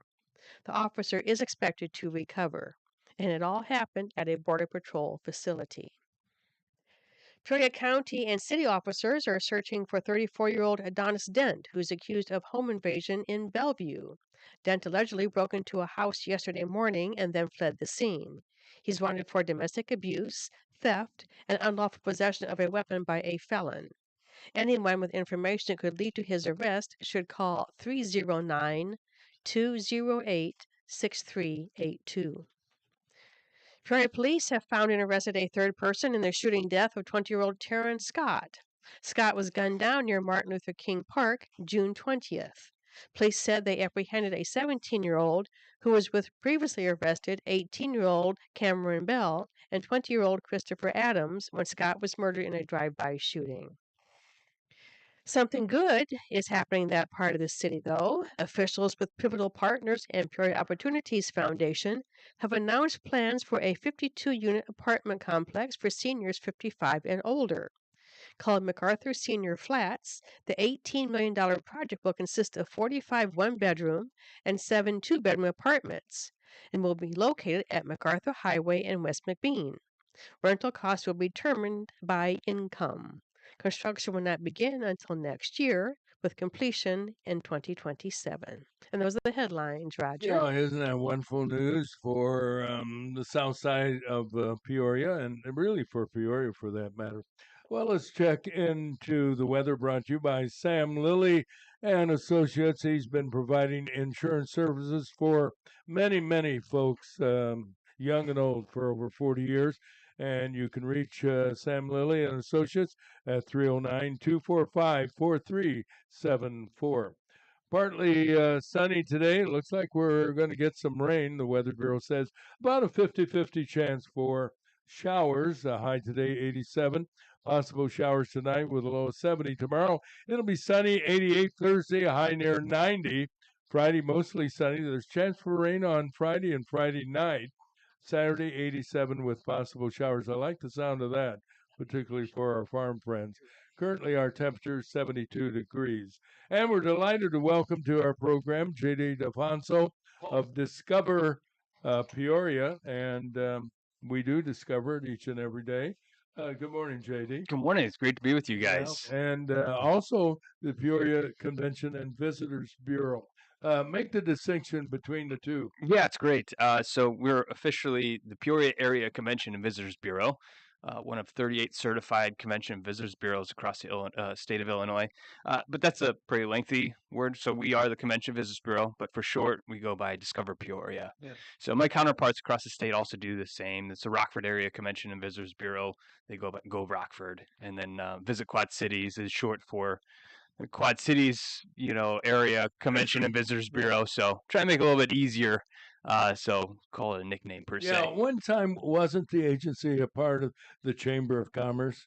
I don't think they were ever connected, but we, there's similarities in what we try and do sometimes in separate lanes. Peoria. Exactly. Yeah. So I always try and make the distinction. We're very business to consumer, right? We want residents and visitors alike to spend money at our attractions and our businesses, and to help stimulate the economy that way. The chamber, not to speak for them, I've always seen that as very business to business, right? So we're business to consumer, they're very business to business, providing resources, and what Jessica Linder Gallo is doing there at the chamber is, I think, right along that lane. One of the things you're doing, JD, is becoming more visible. You're running some wonderful television spots. Thank you. And well done, well produced. And it's a reminder of who you are and what you're doing. And this is a great place to live, work, and visit, for that matter. Yeah, I appreciate that. And we can't do that without the substantial support we get from the city of Peoria, particularly, as well as our municipal partners. We have about 12 in the area that support us. But those campaigns are due largely in part due to a city of Peoria marketing plan that is able to be supported there. And so we created a new campaign there, our Doorway to Discovery, that allows some awareness. The Orange Doorway, if you've seen those, kind of opens up and you discover new areas of Peoria. And then we've done some day in the life interviews, and then mini interviews as well. So with people who, what we really wanted to do with some of those personal interviews was, we were reflecting. It's like, it's my job, right, every day to promote Peoria in the area, and I love doing that. So it's great to get paid for things you love to do. And it's, I love to do it, and I'm not making much money doing it. But I love what I do. That's important. When I go to the bank and it's overdrawn, I say, "But I'm having fun." You're right. That is your joy in life. I leave the bank says, "What an idiot."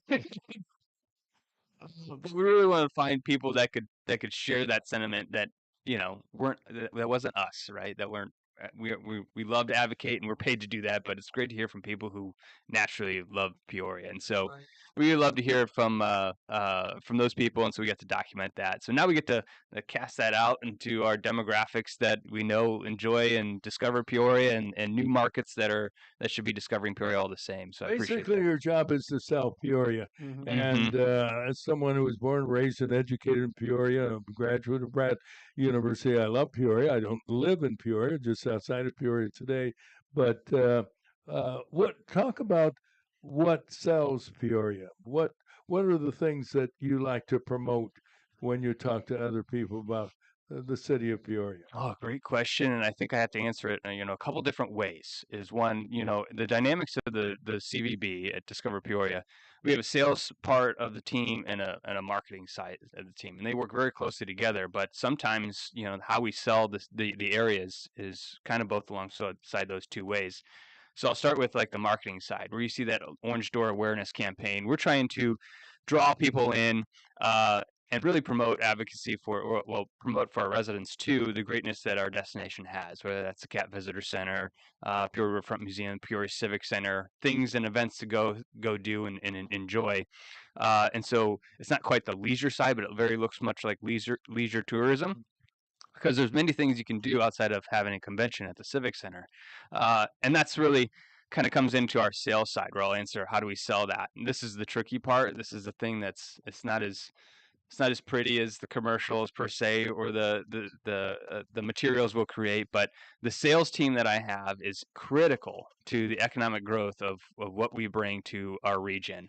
And it's one of the things I was hoping to chat about today, is just the work that they do to kind of land the plan on getting conventions here. So when we sell Peoria, we're trying to meet with people who want to bring meetings or conventions for their clients to different destinations, right? Believe it or not everybody is thinking about Peoria. And so we have to get in front of them, talk to them, and say, hey, what are your clients looking for? And this is what we have. We'd love to have a conversation. And then once you kind of garner that strong lead, then we're working with, what we like to say is that we're responsible for a whole lot and control very little, right? So, so how we sell Peoria, I did want to, I'll be brief as I can. Okay, we got 2 more hours, though. Take your time. Bring it back tomorrow. Yeah, that's great. You get the same pay tomorrow. Perfect. So I like to emphasize how nuance it can get when you can try and land a large piece of business. Say you're trying to land a piece of business with the Civic Center for a large convention. right? They want to come here for the first time, and they want to sign probably a 3 to 5 year deal, right? But that deal is not going to be until 2 years down the road, right? So now you're working so much in advance. You're talking about 2027, 2028 dates, and the first thing we have to do is like they say, "We'd love to be at the Civic Center." It says, "Okay, how many attendees do you have?" And so on and so forth. What are you looking for? What kind of amenities? And so we get all that. And the first thing we have to do is we have to call the Civic Center and say, "Do you have dates available?" Right? Because if they want those dates and they're not available, you're out of business. We're going to have to call quite a bit too. yeah, exactly. And then we have to call the hotels. We have to send out leads because we have to figure out how many hotel rooms are going to need and who's going to step up to offer a good rate or competitive rate for the client. That's also beneficial for the hotels, right? Right. So we're mindful that it has to work for the client, also has to work for the hotels. And then we have to work with, well, we'd like to work with these parking situations. So then we call different entities to talk about the parking situations, the travel or transportation from the hotels to the complex, and then the food and beverage rates, not just at the hotels, but at the Civic Center. And we're working with everybody. So while we you see where the chaos comes in is where we need to make sure everybody's happy. Everybody's around the table. Everybody's happy. And then sometimes we just landed a large one here soon that took over a year to really button up everything, and then talk about funding streams as well to help supplement kind of the costs in certain areas and discounts in certain areas to make the client happy and make sure that our businesses and our assets win as well. So it's complicated, and I have one of the best teams in the state right now. I can tell you that. Well, that's a real compliment to what you're doing and the leadership that you're providing. You know, there are times when I think that we don't do enough to promote Abraham Lincoln. Lincoln is listed as one of the greatest presidents in the history of this country. Sure is. Do you think there's anything that's been discussed of what might bring people to Peoria, not just for conventions, but to come and get the flavor and the feeling of the life of Abraham Lincoln? Oh, without question. And you know, I know there's plenty of organizations out there promoting Lincoln across the state. But yeah, I think there could be a strong focus, probably a little bit more focus on that we can pull into that, right? Having one of his most famous speeches here in the area, denouncing slavery for the first time, and just his overall presence throughout central Illinois. I know he walked in Washington, and he's been in Metamora, so he's been around, and I think telling that story, because Roger, what I think you hit on is one of the best assets we have is our history in the area. Amen. You're right. People don't know or realize how long we've kind of been established, even before. Yeah, exactly right. Yeah. Yes, the tricentennial there back in 1991, exactly right. When you go back to 1691, that's when French settlers came back to the area, right? They first settled in 1680 at Fort Creve Coeur, burnt that down 3 months later, moved up to South Peru, and like I tell people, like many people, realized that it was a pretty good spot, and they came back, right? So 1691, Let it go. they come back, It and comes so back, it's good. Yeah. starts there. Even before, we knew that there was thousands of years of indigenous people that felt this was a great place to live, right? And so then you have French settlers, and then you kind of have this recorded history that stems from whiskey capital of the world to Caterpillar's groundbreaking movements here. And then I think what we're talking about too is just a long line of political influence that comes from Midwest hospitality, because and Midwest upbringings, right? You have Abraham Lincoln, right? You have Ronald Reagan in the area. Yeah, Bob Michael, right? Bob Michael, my house leader. Everett Dirksen. Ray LaHood. Yeah, and my old boss, Darren LaHood. I'll throw him. Roger Monroe. Yeah. Come on, Roger, we got it in. Now you got to say, more importantly, my brother Zach. Zach, who pitched in the World Series, baby. 94 years of age today is his birthday. Oh, that's nice. Wow, happy birthday, Zach. Pitched with the Yankees in the 1958 World Series. Speaking of sports, there was a time when we used to have races on the Illinois River, speedboat races. Yep. Oh, yeah. The Illinois River continues to be an asset. Sure. And I don't know why. I'm not a big fan of the carp event that they have down the river, down in Bass, down the river and so forth. But has there any talk about how we can utilize the river as a possible tourist attraction? Oh, without question. My sales manager, Patrick Kelly, who you might know, some of these PK, he's working diligently on that because our largest asset is the Peoria Civic Center, but we also have kind of a second civic center on the other side of town with the Louisville Slugger Sports You're right, Complex. yeah. And how they partner with East Side Center and East Peoria. Sports tourism is just as large as what we bring in at the Civic Center in many ways. But that's really, I draw a lot of attention to the Civic Center because it's an incredibly large regional asset that is not found in many cities like ourselves. But our job is to find business that can fill any of our assets. And like you said, Roger, a river's really our top asset. And so I would tell you, just stay tuned on those speedboats. Okay, thank you very much for that. Now, so far you've done a wonderful job, and I'm giving you A+. Oh, thank you. Now I'm going to do my best to get you into trouble. Yeah.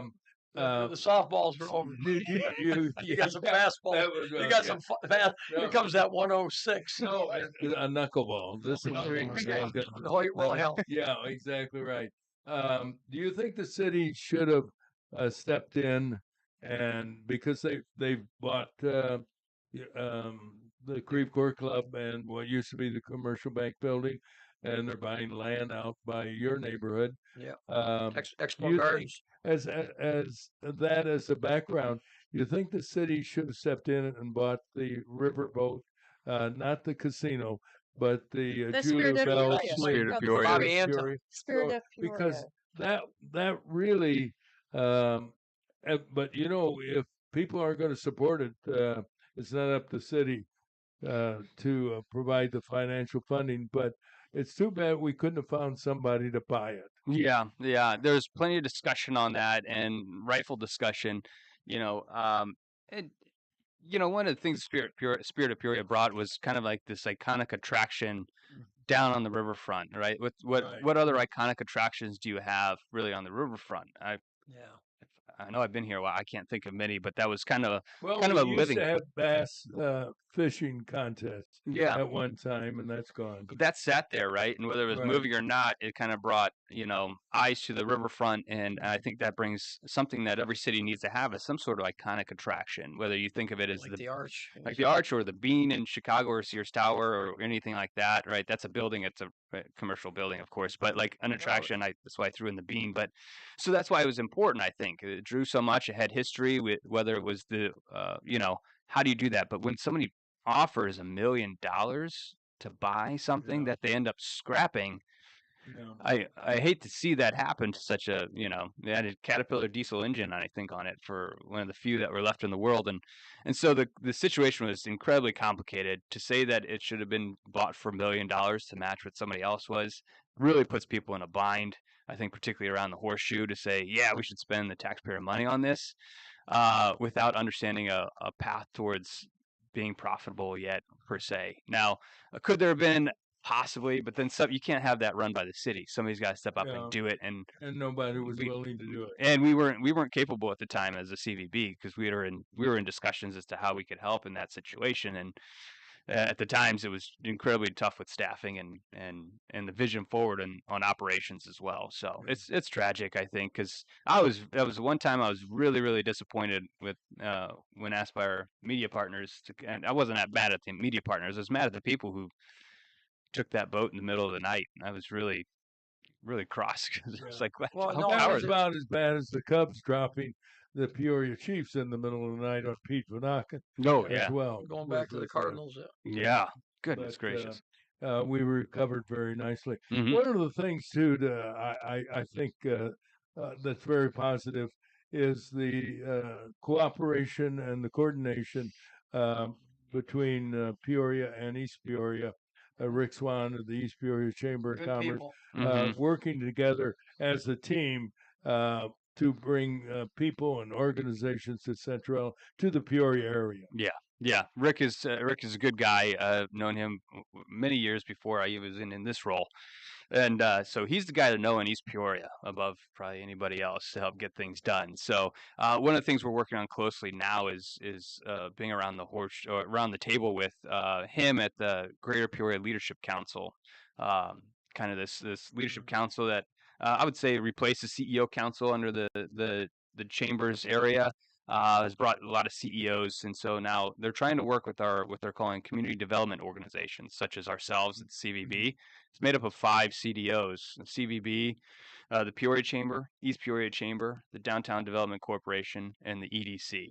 So you have Chris Setti, Chris Wable, Jessica Linder Gallo, Rick Swan, and myself working alongside many of these top CEOs for the better interests of drawing more business and more attraction to the area. And right now working on what we're calling a regional core, which includes Main Street corridor from Bradley University to downtown, those districts, and then the Levy district. So bridging, pun intended there, kind of the downtown scape of understanding. Because I'll say this is one of the things that, visitors, when they come into the area, we will know when we're in East Peoria, because we lived here and grew up. But visitors who come in don't know necessarily exactly where they are for the best reasons. They're enjoying their time, so they may be in the Levy district having a great meal and a great time, and say cross a bridge somewhere doesn't mean great. You're leaving. Yeah, go to the Quad Cities and tell me which one. It's part of it. You can't. Yeah.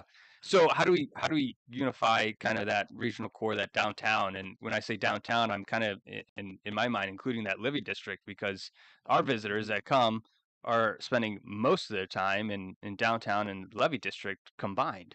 And so their experience of Peoria is both Peoria and East Peoria. And so I think those efforts alongside Rick Swan are going to be beneficial. Good guy, and is a regular guest on our program. Oh, good. How are we at one time? I heard that one of the deficiencies of getting large conventions in Peoria was the lack of hotel rooms. Are we doing better at that? Yes, I think we're doing better at that, mainly because we were in a short time of history, right? At times we had the Marriott Pierre Marquette down, right? And that's come back. And then we had the 4 Points down for so long. And the that's 4 Points, that's come back very well. Very well. So without your 2 top convention hotels, when they're both operating, that bodes well, right? And so they're walking distance from the Civic Center. Walking distance from the Civic Center. It's huge, and one connected, right? Of course. So with 2 hotels connected, because you have the Courtyard and the Pierre Marquette. Sure. So that alleviates a lot. And then we've had growth of hotels in East Peoria, and the Embassy Suites in East Peoria is a masterfully run hotel and property by the people who run that. And so with them running such a great ship over there, and other hotels popping up in East Peoria due to I think the growth in convention business and Civic Center business and bat and ball tournaments, I think it bodes well for the room count, for room supply that we need for some of these larger conventions. Where are we on the Mark Twain? Whenever I come over the bridge, I look over and it looks like they're refurbishing. One day when I was down for a downtown parade, I parked near there, and I thought, well, I'm going to walk in. And they were working on it, but they certainly weren't a lot of people working on it. Do they have a completion date for it? Do you know? That I'm unaware of. We've had difficulties like finding the person that could give us maybe some of those answers, but we're trying to work on getting the most information we can. So, because one thing is if they can tell us that it's going to be completed by March of 2026, we can talk about leads in late 2026 or early 2027, right? So we're trying to find the right contact over at Mark Twain. So unfortunately, I don't have much information, but trying to work with the city of Peoria to give updates and provide them updates as I hear them as well. You realize Mark Twain died a number of years ago, so that might be part of the problem. Yeah, I know. Yeah, that's who I've been looking for. I guess I'll change contacts. Yeah, you might try Tom Sawyer. Maybe it did take me 30. I'm a little slow, but it took me about 30 seconds to figure out Mark Twain. Is that Bob Anton, or make a long story short? Yeah. That hotel that kind of sticks up about what place was. Yeah, you're right. From there, Roger. I'm trying to, but you threw the script away. I got. How about your website? Tell us. Yeah. You have a wonderful website? Website lives and breathes to kind of drive inspiration for both residents and visitors alike. You can go to either you can go to peoria.org or discoverpeoria.com. It's going to send you the same website, right? And so head there, and our website homepage, I think, just changed its header. We got the I think shoot, a great cover photo on there, and the festival is escaping me right now. Marshall Putnam County Fairs, I think, is what's highlighted there. And so, but we're always going to be driving new content based off what's happening around the area, right? And that's one of the things that I would say many CVBs don't do as well as us. Many of them do very well, right? Rotating content. But what we want to do is inspire people, both residents and visitors alike, because Coach here, he spends money at our restaurants and our events just like visitors do, probably on a more frequent basis. And so driving people to have a great time and experience the region is what our website is there. So I was pulling it up right before here, on things to do. On our webpage, you can find a quick article that says 15 things to do for $15 or less. And so Pretty good. Wow, we what a have great idea. yeah, and so depending on what you're looking for, best for families, or whether you're hosting families, whether you're hosting friends, whether you're getting out with kids or a date night with your significant other, like we want to provide you content for all the things that we can promote in our area that drive you to be inspired. Whether you're not, you can go to this spot for a date night, or you can go to Cat Visitor Center for less than $15. Then Beautiful museum. yeah, the museum. Museum's So tremendous. we want to push content and information to help inspire, experiences, because, why we wake up every day and do what we do is to promote the Peoria area as the most desired destination for wholesome, memorable experiences. That's for both of us, right? Visitors and residents. You're exactly right. Roger, if I could just get it in, because you alluded to it early on. Our family moved to Peoria in 1963, 62 years ago. Okay. Did not know basically one person in Peoria. Whole families all up in northern Michigan, Minnesota, across the north. And but we love the place. Yeah. Every person in my immediate family lives in Peoria. And like you say, and the biggest thing I think is the people. Oh, yeah. The people are just, I mean, and I know Dad involved in the hockey, and then even log rolling. I was thinking about, I might have to get him to do log rolling shoes he can put out. But he's done that. He's done that. Did he really? He did it at the fair. Wow. Yeah, but in a big tank they had for him. And he did the state fair for many years. But what I'm getting at is it just,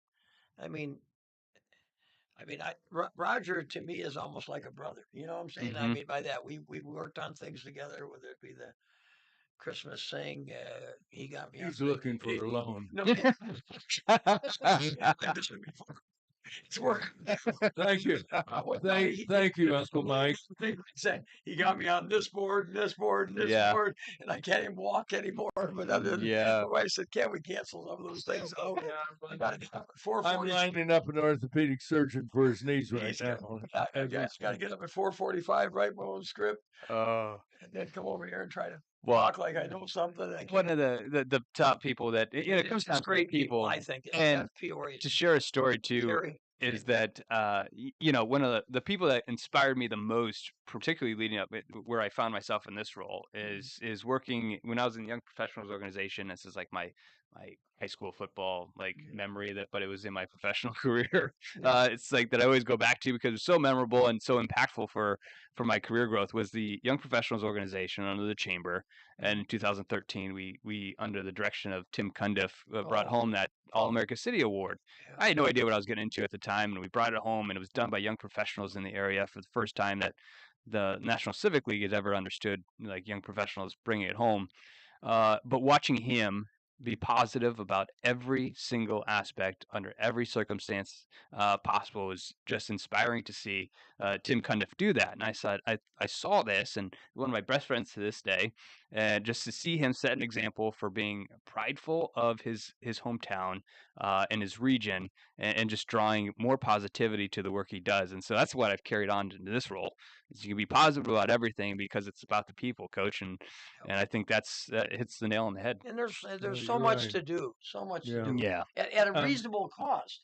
Yeah. I have no desire to to pay a ticket at a major league ballpark today, and then have to pay another $40 to park my car. Yeah. Drive through a big city when I can go down and see the Chiefs. I can go down and see the Ribbon. I can go down and see Bradley basketball. We haven't talked about that too. A lot of education here too. Huge. A lot of Right. tremendous. No, you're right. Tremendous. Something that we have done is we're now streaming live Yeah. on Wonderful. YouTube, You're on TV. and it gives us the opportunity to brag about Peoria and the Peoria area. We do. I don't know if you're familiar with an organization or a couple of guys that have a company called It Plays, and those guys came in at our request and did a lot of technical work and put us on the internet. It Plays, and they're putting us some other areas of location. This is one of the reasons I wanted you to come on, because I want you to be a regular guest. Yeah. That not only for the Peoria area who listen to our program, but also live streaming now, Right. which gives a much larger audience. Let's face it, all over, not All over the just. world. Mhm. Well, I don't think we're going to get anybody from Paris to come here, unless it's Paris, Illinois, for that matter. So these are two great guys, Chris Buckley and Chris Tranchella, who have put that together, and they're big on Peoria as well. And speaking of that, tell us a little bit about yourself.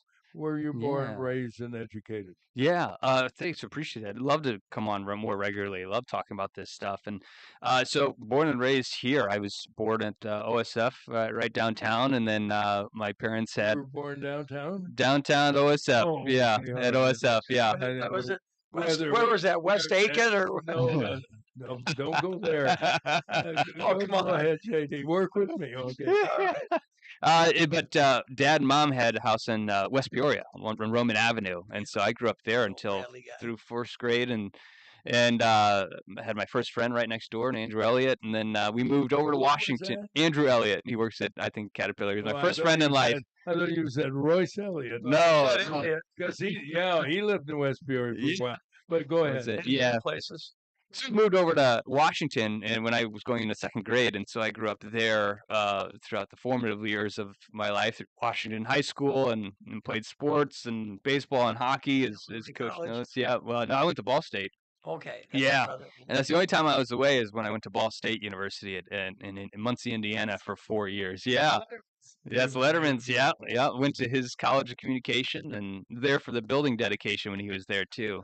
Dedicated it to all C students. So, yeah, You can't say what I want to say. yeah. So and then it came back begrudgingly because I wanted to land in Indianapolis, and so I was doing a 500 festival internship there. So everybody that the organization 500, Big 500. that oh my that promotes the Indy 500. 50,000 people. Oh. Yeah. So we were promoting that event, and I was falling in love with Indianapolis. Wanted to stay there, but it was still the recession at that time when I graduated, so tough to find a job. And so my dad calls me up when my lease was up, and he goes, "Why don't you just come back and just resettle for a second?" And I said, I feel like George Costanza, living with my parents as a grown man, right? Yeah. So help him do that. So I come back and quickly actually find a job and Bradley University hired me. So Dad's alma mater and place he worked for 23 years and SID. yes, great SID. And so worked there and then moved on to a healthcare company and then was recruited to work for Darren LaHood. At that time frame as well, moved on there and then was recruited here. And in that time, I also found a beautiful young lady by the name of Lauren from Metamora. Metamora. Yep, she's and so Was it Snowpack? Snowpeck was her maiden name. Yep, and so Hey, we've started. He's being a little light when he says, "Good looking." Yeah. I'd even I'll kick my very- coverage there, very buddy. good looking. Yeah.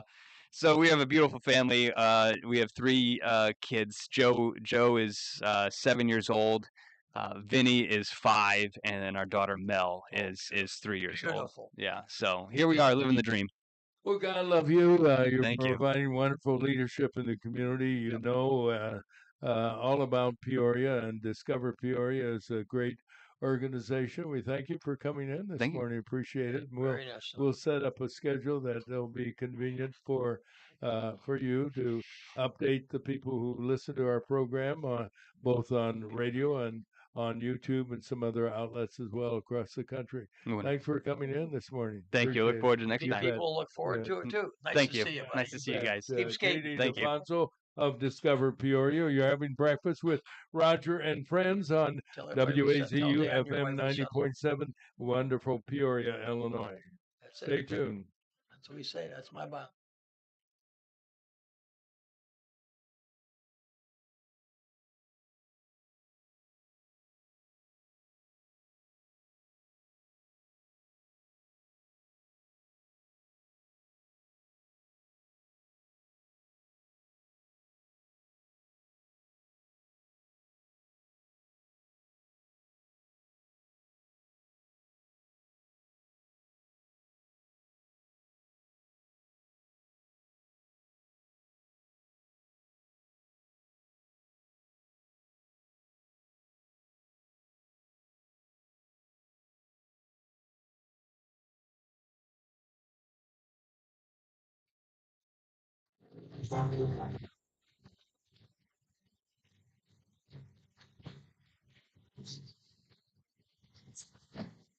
Ladies and gentlemen, that's one of the joys we have of doing the show is we get to interview some really neat people, and he certainly Ways is on the list as well.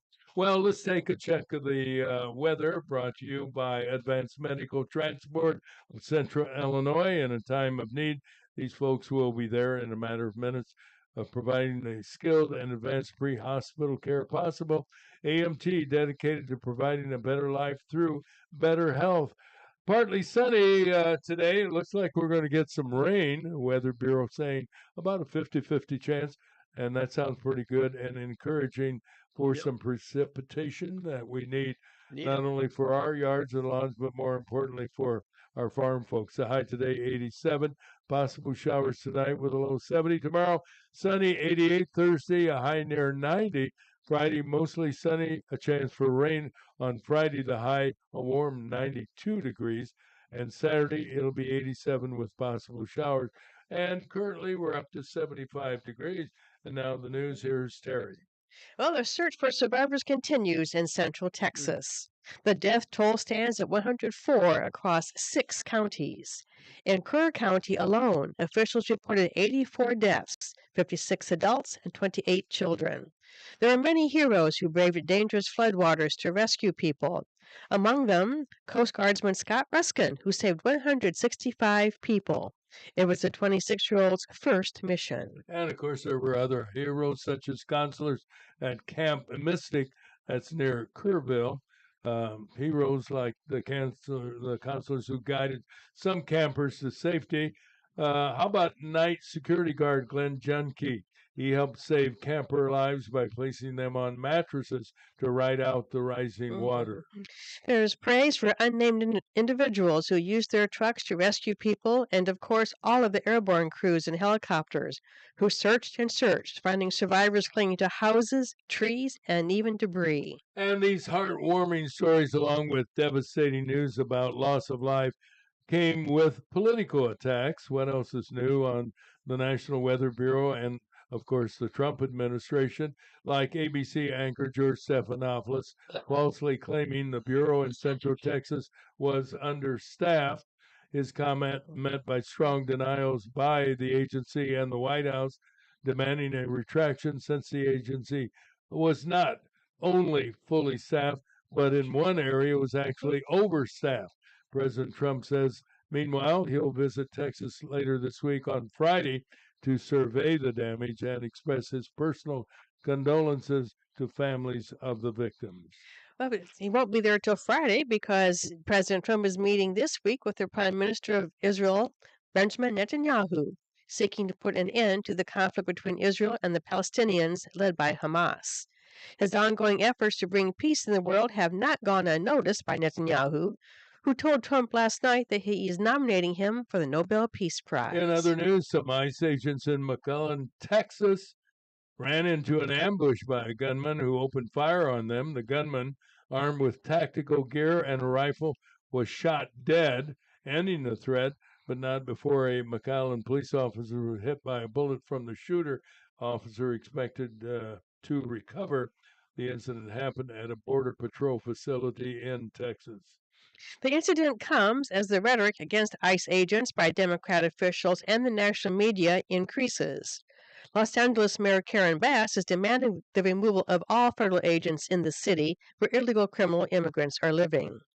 Officials with United States Immigration and Customs Enforcement have told the mayor to get used to their presence. They are there to enforce federal law. The winner of New York City's Democrat primary, Zohran Mamdani, is not looking so good these days.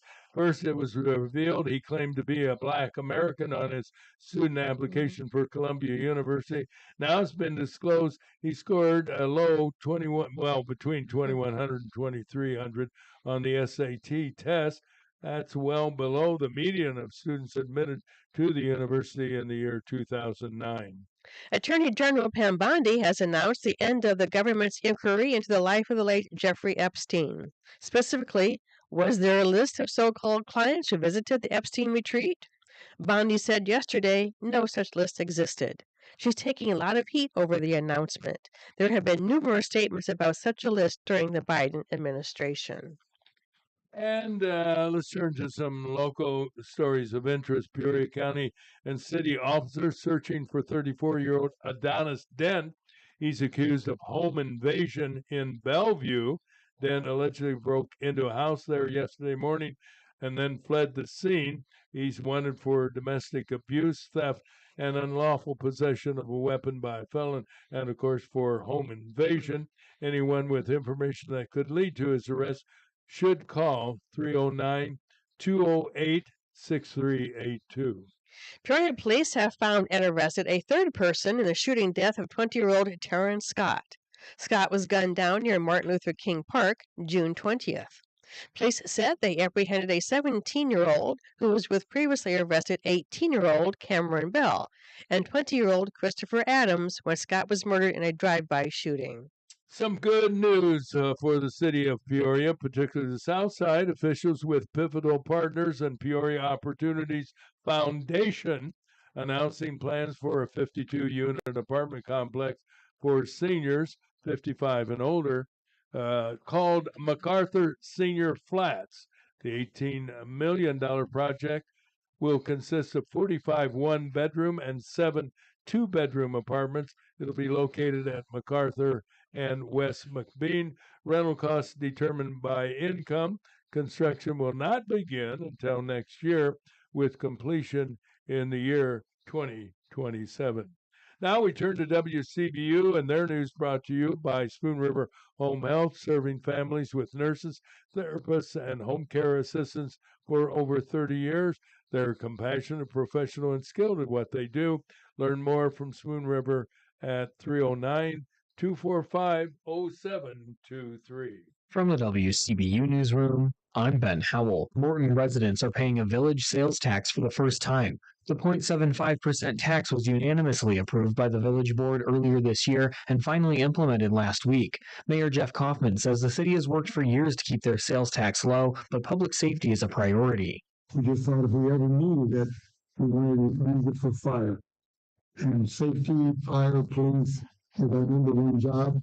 Kaufman says full-time firefighters, paramedics, police, and law enforcement canines are goals for the new tax revenue.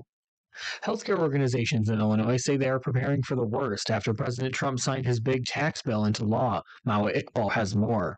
The budget reconciliation bill does many things, but what healthcare groups like the Illinois Health and Hospital Association are most concerned about is Medicaid.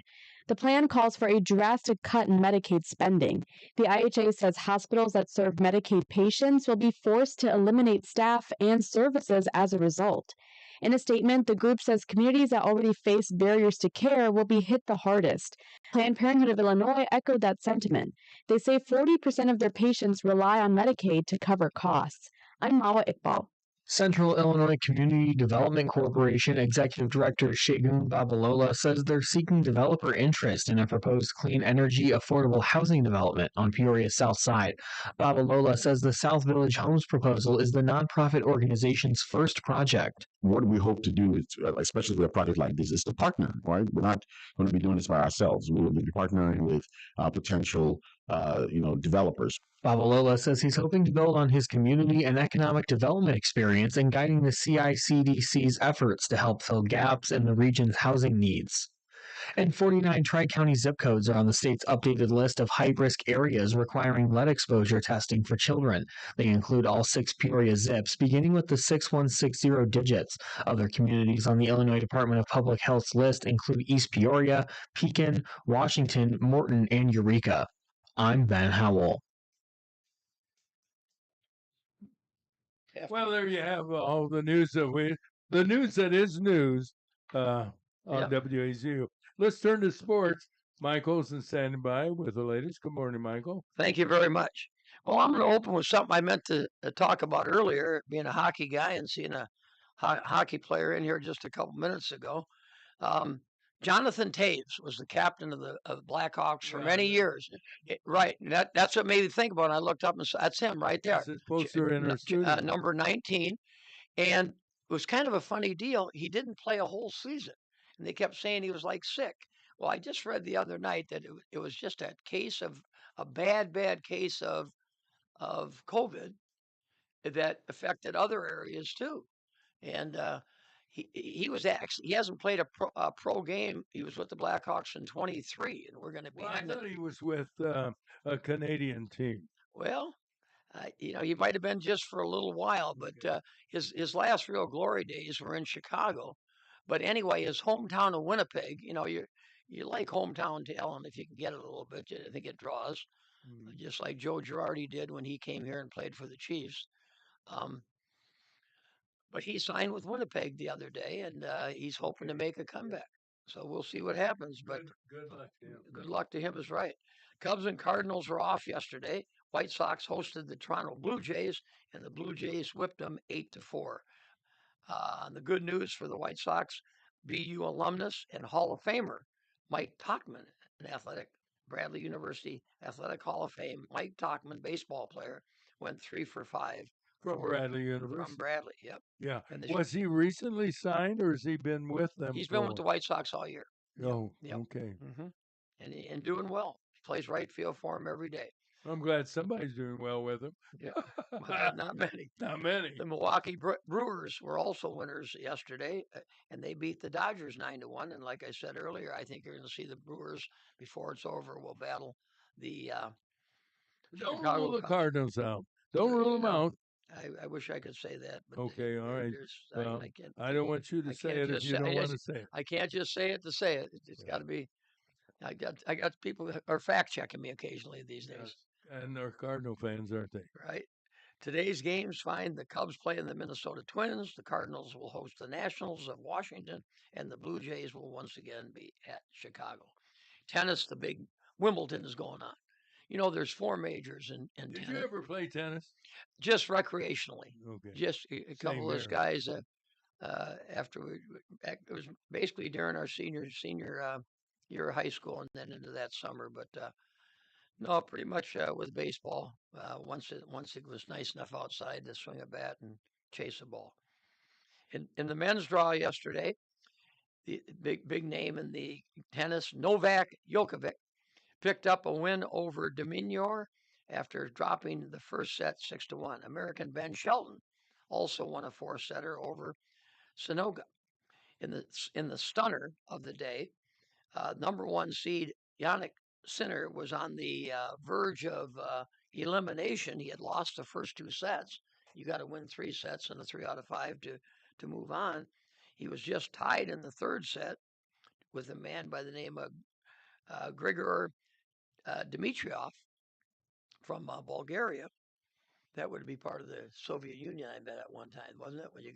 When you got an off at the end of the name, that's usually Russian, but I think he's Bulgarian, which I think was part of the Soviet Union at one time before some of them seceded or left Russia by themselves. tied. They were tied 2-2. Okay, but then Dimitrov in the what would it be there too? The third set ended up pulling almost totally one of his pectoral muscles in the chest area, and he could hardly swing the racket. So he said, "I'm dropping out." He retired for the day, and Sinner then, even though he was down 0-2 in sets and only tied in the third set, was awarded the win. So he'll move on. On the women's side, Anna Navarroa lost in straight sets to Mira Andreeva. The only remaining American woman now is Amanda Anisimova, plays today. And I would also like to mention Roger Monroe's grandson, Chris Monroe, who has just accepted a job as the assistant baseball coach down in St. Joe, Missouri. It is the Missouri Western State University. I want to say Griffins, if I'm not wrong. Griffins, Griffons, the Griffins of Missouri Western. So good luck to Chris. Well, thank you. Chris, That's very kind of you. Well, Chris, very kind Chris, of you. We wish him well. Thanks to you, You we bet. had Chris play on one of our original Peoria Merchant summer Yeah, I college remember teams. that. I remember he hit a And you home know what run is- over in Morton. It's still going. That was near the water tower, was up- and there were Morton players there said they've never Never seen a seen one guy hit hit one a that- ball that far. But He's a big guy. Yeah, but I want you to know, and I think I've mentioned this before. He called when I talked to him. He said, "I want to play for your team." And we were an upstart team. We were not a very, we were just getting going. But he was pretty well established coming out of high school and playing actually for the Bloomington Bobcats down in Bloomington. We now play in the. He helped us get up to that next level, and we play the Bobcats down there as one of his old teams. And but he said, you know why he wanted to play here? It wasn't because of the Peoria Merchants, because he wanted to play where his grandfather lived. So his grandfather. Well, he told me that point blank over the phone. I said, "Hey, we want you, buddy. We want you, and I'm sure Grandpa Monroe will come out and see you every chance he gets." And he did. And he did. You were walking in when the ball was flying out. Yeah, flying out. I was yelling at you. Yeah. Hey, Yeah. look up to your Well, left. I was used to you yelling at me. So Yeah, anyway, we're doing- interesting. I have a sister who watches the program now, thanks to Good, YouTube. good. Out in California. In California, and Christopher was playing in Palm Springs. Yep. In a who was he playing with at the time? The Independent Pro League, yeah. At any rate, she went to the game and he had a 3-run home run. That's And I wanted to correct my sister, but she doesn't like to be corrected any more than I do. She said it was a grand slam, but it was a 3-run home For run. her, it was a grand slam. Yeah. A Anyway, grand slam is kind of that was used the as a first general time term. and Great. only time she saw him play, and what a thrill it was for her to see him hit the round tripper. I remember watching on one of the internet. It's amazing how you can see some baseball games, and he hit a home run, and the umpires, only two are there? Most leagues, yeah, they just have two, yeah. At any rate, the umpire ruled it a foul ball, and the pitchers down the line were yelling that it was a home run, and the umpire wouldn't change the call.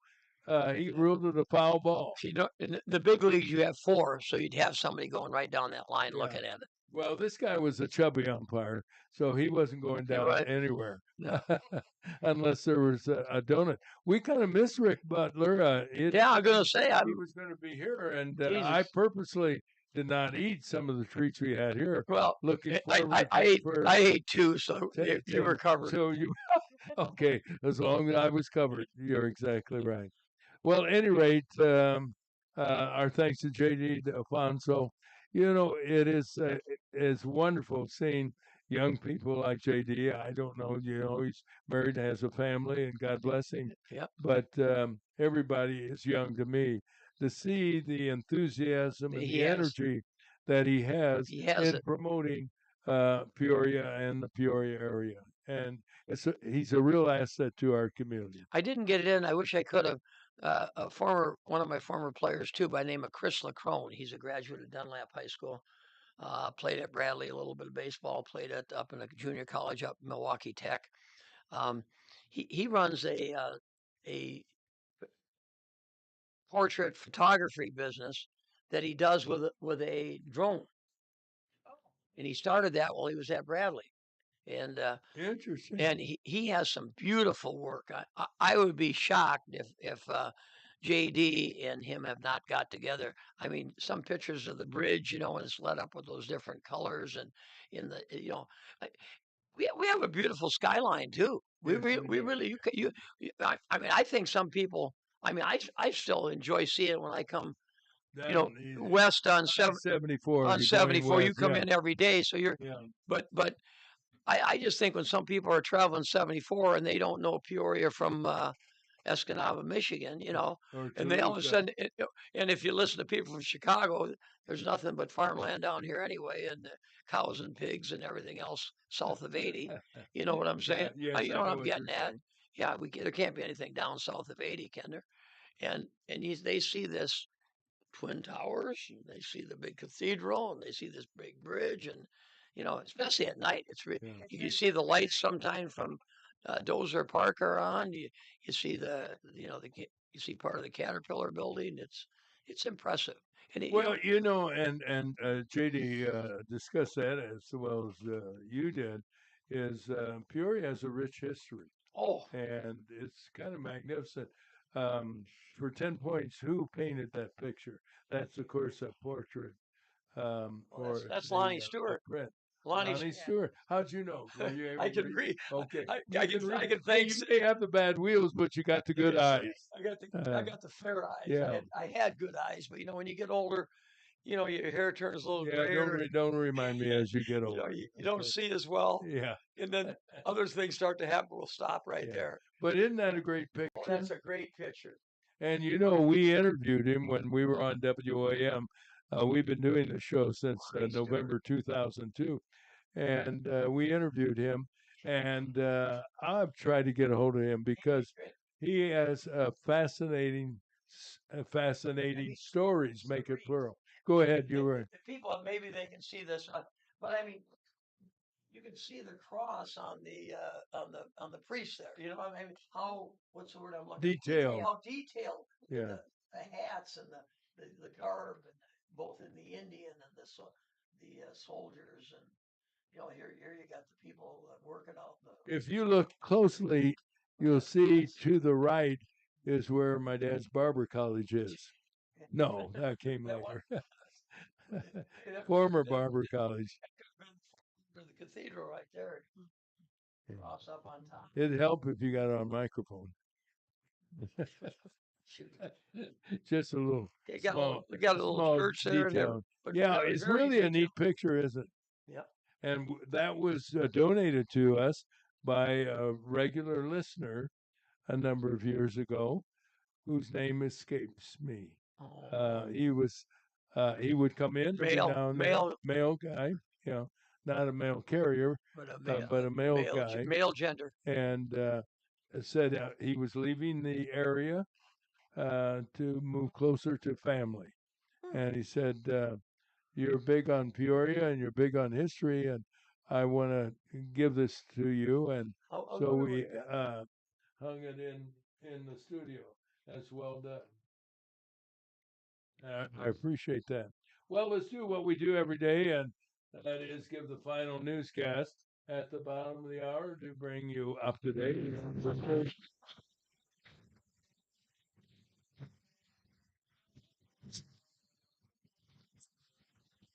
We'll start with the news with Terry, brought to you this morning by Spoon River Home Health. Bridging the gap in healthcare since 1993, Spoon River Home Health has been caring for people of all ages in their homes where recovery and healing, which is very important, is faster, more comfortable. Learn more at Spoon River. Their phone number 309-245-0723. Thank you, Mike. Mike. I'm not mad. I just have to go to the dentist at 8:45. Yeah, I'm glad it's you and not me. Yeah. Here's Terry.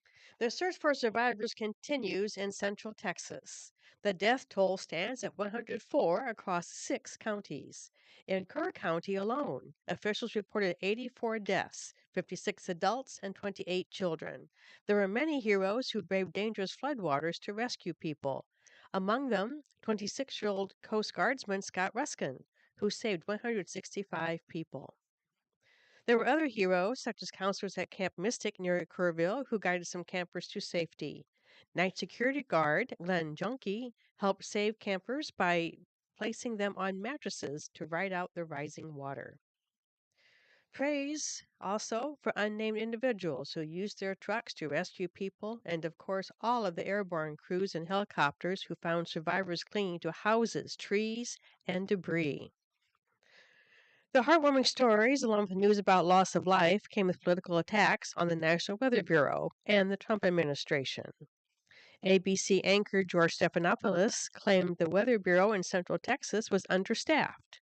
His comment was met by strong denials by the agency and the White House, demanding a retraction since the agency was not only fully staffed, but in one area was actually overstaffed.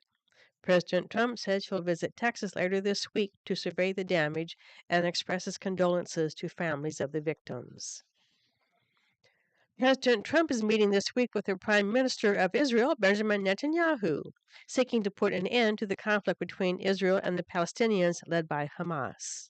His ongoing efforts to bring peace in the world have not gone unnoticed by Netanyahu, who told Trump last night that he is nominating him for the Nobel Peace Prize. In other news, some ICE agents in McAllen, Texas ran into an ambush by a gunman who opened fire on them. The gunman, armed with tactical gear and a rifle, was shot dead, ending the threat, but not before a McAllen police officer was hit by a bullet from the shooter. The officer is expected to recover. It happened at a Border Patrol facility. Peoria County and city officers are searching for 34-year-old Adonis Dent, who's accused of home invasion in Bellevue. Dent allegedly broke into a house yesterday morning and then fled the scene. He's wanted for domestic abuse, theft, and unlawful possession of a weapon by a felon. Anyone with information that could lead to his arrest should call 309-208-6382. Peoria police have found and arrested a third person in the shooting death of 20-year-old Taryn Scott. Scott was gunned down near Martin Luther King Park June 20th. Police said they apprehended a 17-year-old who was with previously arrested 18-year-old Cameron Bell and 20-year-old Christopher Adams when Scott was murdered in a drive-by shooting. There's something good happening in that part of the city. Officials with Pivotal Partners and Peoria Opportunities Foundation have announced plans for a 52-unit apartment complex for seniors 55 and older. Called MacArthur Senior Flats, the $18 million project will consist of 45 one-bedroom and 7 two-bedroom apartments and will be located at MacArthur Highway and West McBean. Rental cost will be determined by income. Construction will not begin until next year, with completion in 2027. And those are the headlines, Roger. Oh, yeah, and that sounds exciting. God bless the people who put that together. That's some good news out of the city of Peoria. And how about some good news about the weather, brought to you by Mr. Weather, Kyle Varno. He's an insurance professional. He can shop around on your behalf to find the right coverage at the right price for whatever your insurance needs are. Might be vehicle, car insurance, boat insurance, motorcycle, health, and life insurance. Of course, homeowners, you name it. He's got it available. And you can reach Kyle. He's available right now as we speak at 309-682 0519. Well, how about the weather, Roger? Partly sunny today. We could get some rain. The odds are pretty good, 50-50, according to the National Weather Bureau. The high today, 87. Possible showers tonight with a low of 70. Tomorrow it'll be sunny, 88. Thursday, a high near 90. And look at Friday, up to 92. But there is a chance, and a good chance for rain on Friday and also Friday night. Saturday, 87 with possible showers. And right now our temperature at 76 degrees. And we continue with our pet tip of the day. Today's pet tip is brought to you by Peoria Pet Crematory of Peoria and Lewiston, providing final care for family pets, large and small, 24 hours a day, 7 days a week. Their phone number is 713-1898. That's 713-1898. More information is available at peoriapetcrematory.com. Pet lovers are dedicated to their animals, all species from horses to turtles, and of course, cats and dogs. If you are a pet lover, learn these little known, somewhat amazing facts about your pet. Walking with our dogs is important for many reasons, but here is one you may not have thought about. When we walk our dogs, they are always sniffing everything along the way. I call this reading the doggy newspaper, and here is why. Animals mark their territory either by rubbing against an object or by spraying urine to identify it as theirs. Another animal comes along and can smell a single drop of urine and is able to tell a great deal about the animal who left the mark. They can distinguish one animal from another of the same breed. They can tell whether the animal is dominant or submissive. They can recognize and identify the other animal. They can tell what the animal has been eating, know whether the other is a friend or a foe. They can tell male from female, and they can even tell the animal's emotional state. So don't rush your dog and tell him to stop sniffing. Take a little time and let them sniff. He's reading the paper, just like you will do when you finish this walk. Just relax and enjoy this time with your pet. And now that you know what he's finding out about the world around him, discuss it with him. He loves to hear your voice and interact with you, especially a good wet lick on the face after he's done all that sniffing. This whisker of information has been made possible by a grant from the Corporation for Public Broadcasting in partnership with Spot, Saving Pets One at a Time, and KSBR Studios. Produced by Joseph C. McGuire and theme music by Stuardo Glasser.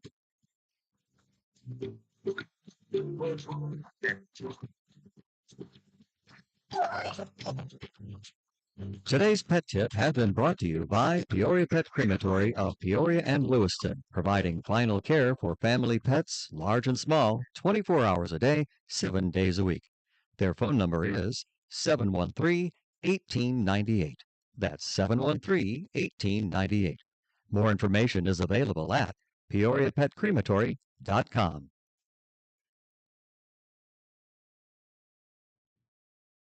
And there you have it, our pet tip of the day from Louis Lender. Again, our thanks to Peoria Pet Crematory for making those informational narratives available to our listeners. And we get a lot of positive feedback. Say, thanks for broadcasting that.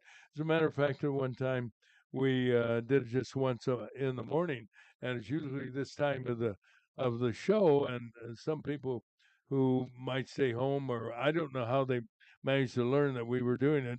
They were early risers. Why don't you do it earlier? So on the way to work or school or whatever, we can take advantage of the information, because it's most helpful for people who are owners primarily of dogs and cats. Speaking of animals, apparently, Terry, that there won't be any animals at the Heart of Illinois Fair that starts next Tuesday morning Doesn't or look like afternoon. doesn't look like it. And here's the schedule for Tuesday. It says the floriculture will be postponed to 2026. What was that? Floriculture. That's the flowers. Yeah, the flower arrangements and all that. And they do compete, don't they, for blue ribbons? Yes, they do. Not good. Starting at 4 o'clock and ending at 9 o'clock in the youth building will be the flea market with the vendors. I always enjoyed walking through there. Oh, you know, I always enjoyed walking through all the buildings, as a matter of fact. The Midway was great. You enjoy that, the food, the drink, etc. But I enjoyed the exhibits and the competition for everything from cakes to flowers, you name it. Oh, flowers, cookies, collections, like the flowers. There's a have fun party. I don't know when it begins, but It's going to be in the sports arena. Where in the world You is got the sports arena? you got me. And then the garden and the egg products has been postponed. Wednesday, of course, once I set up there in the youth building, that flea market and vendors are there the whole time. So that building will be open from 4 until 9. Starting at 6:30, there'll be the Illini State Pullers tractor pulls. Now, is that still on? Because those are fun. Yes. Noisy. Oh yeah. But those are always a lot of fun for everybody. We could even hear those up at our house there in Northgate Park. We could hear the tractor pulls at night. At 7:30, there's going to be a family-friendly. Oh, you know what? What? I think Terry said that the magic show has been canceled. Did Jerry said that?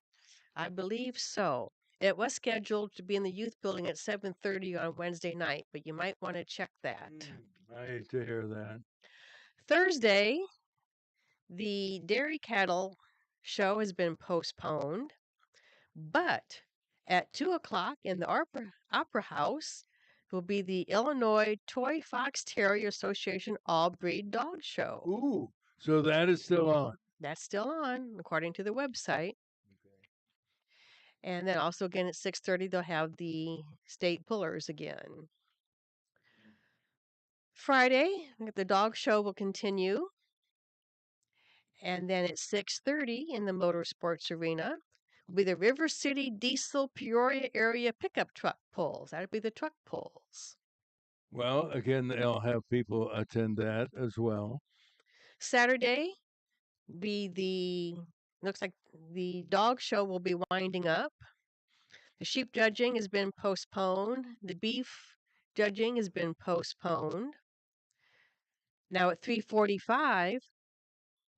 Oh, shoot. Postpone sounds less intimidating than cancel, doesn't it? Mm-hmm. So the postponement in lieu of cancellation announcements. There'll be a pie eating contest. A what?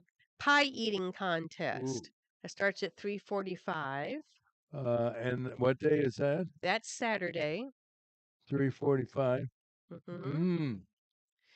And then let's see. That Oh, sounds and then exciting. the demolition derby Yeah, starts at 5 o'clock. That's still a big 5 o'clock on Saturday. That's the last day of the fair, right? Yes, it is. Well, they could, pardon the expression, end with a bang or two. A bang or two or three, Yeah, yes. for that matter. Yeah. And that's it? That's it. Oh, boys and girls, that's a shame. It doesn't sound too exciting, but we encourage people to get out and support the fair. As I say, a lot of wonderful memories. I remember going with the wife and the two boys, and of course the highlights for them were the rides and some, interesting. One of the boys loved the rides. One was not overly fond. And it was always interesting. You want to go to, one would say, hey, yell, and I don't think so, Dad, for that matter.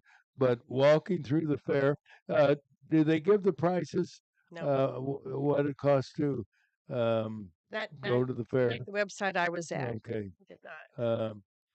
I know they need the money to pay for utilities and all the other things that are part of the support that is necessary to put on a fair, and they probably won't get the revenue that some vendors have to pay to be there, and it is just an unfortunate sequence of negative developments that are leading to what appears to be the end of a historic source of entertainment for the people of Peoria and Central Illinois. Because we know there were years in which attendance was remarkable and outstanding, but it was the years when the Heart of Illinois Fair was at its best, with free grandstand shows that brought thousands of people to the fair because of the stature of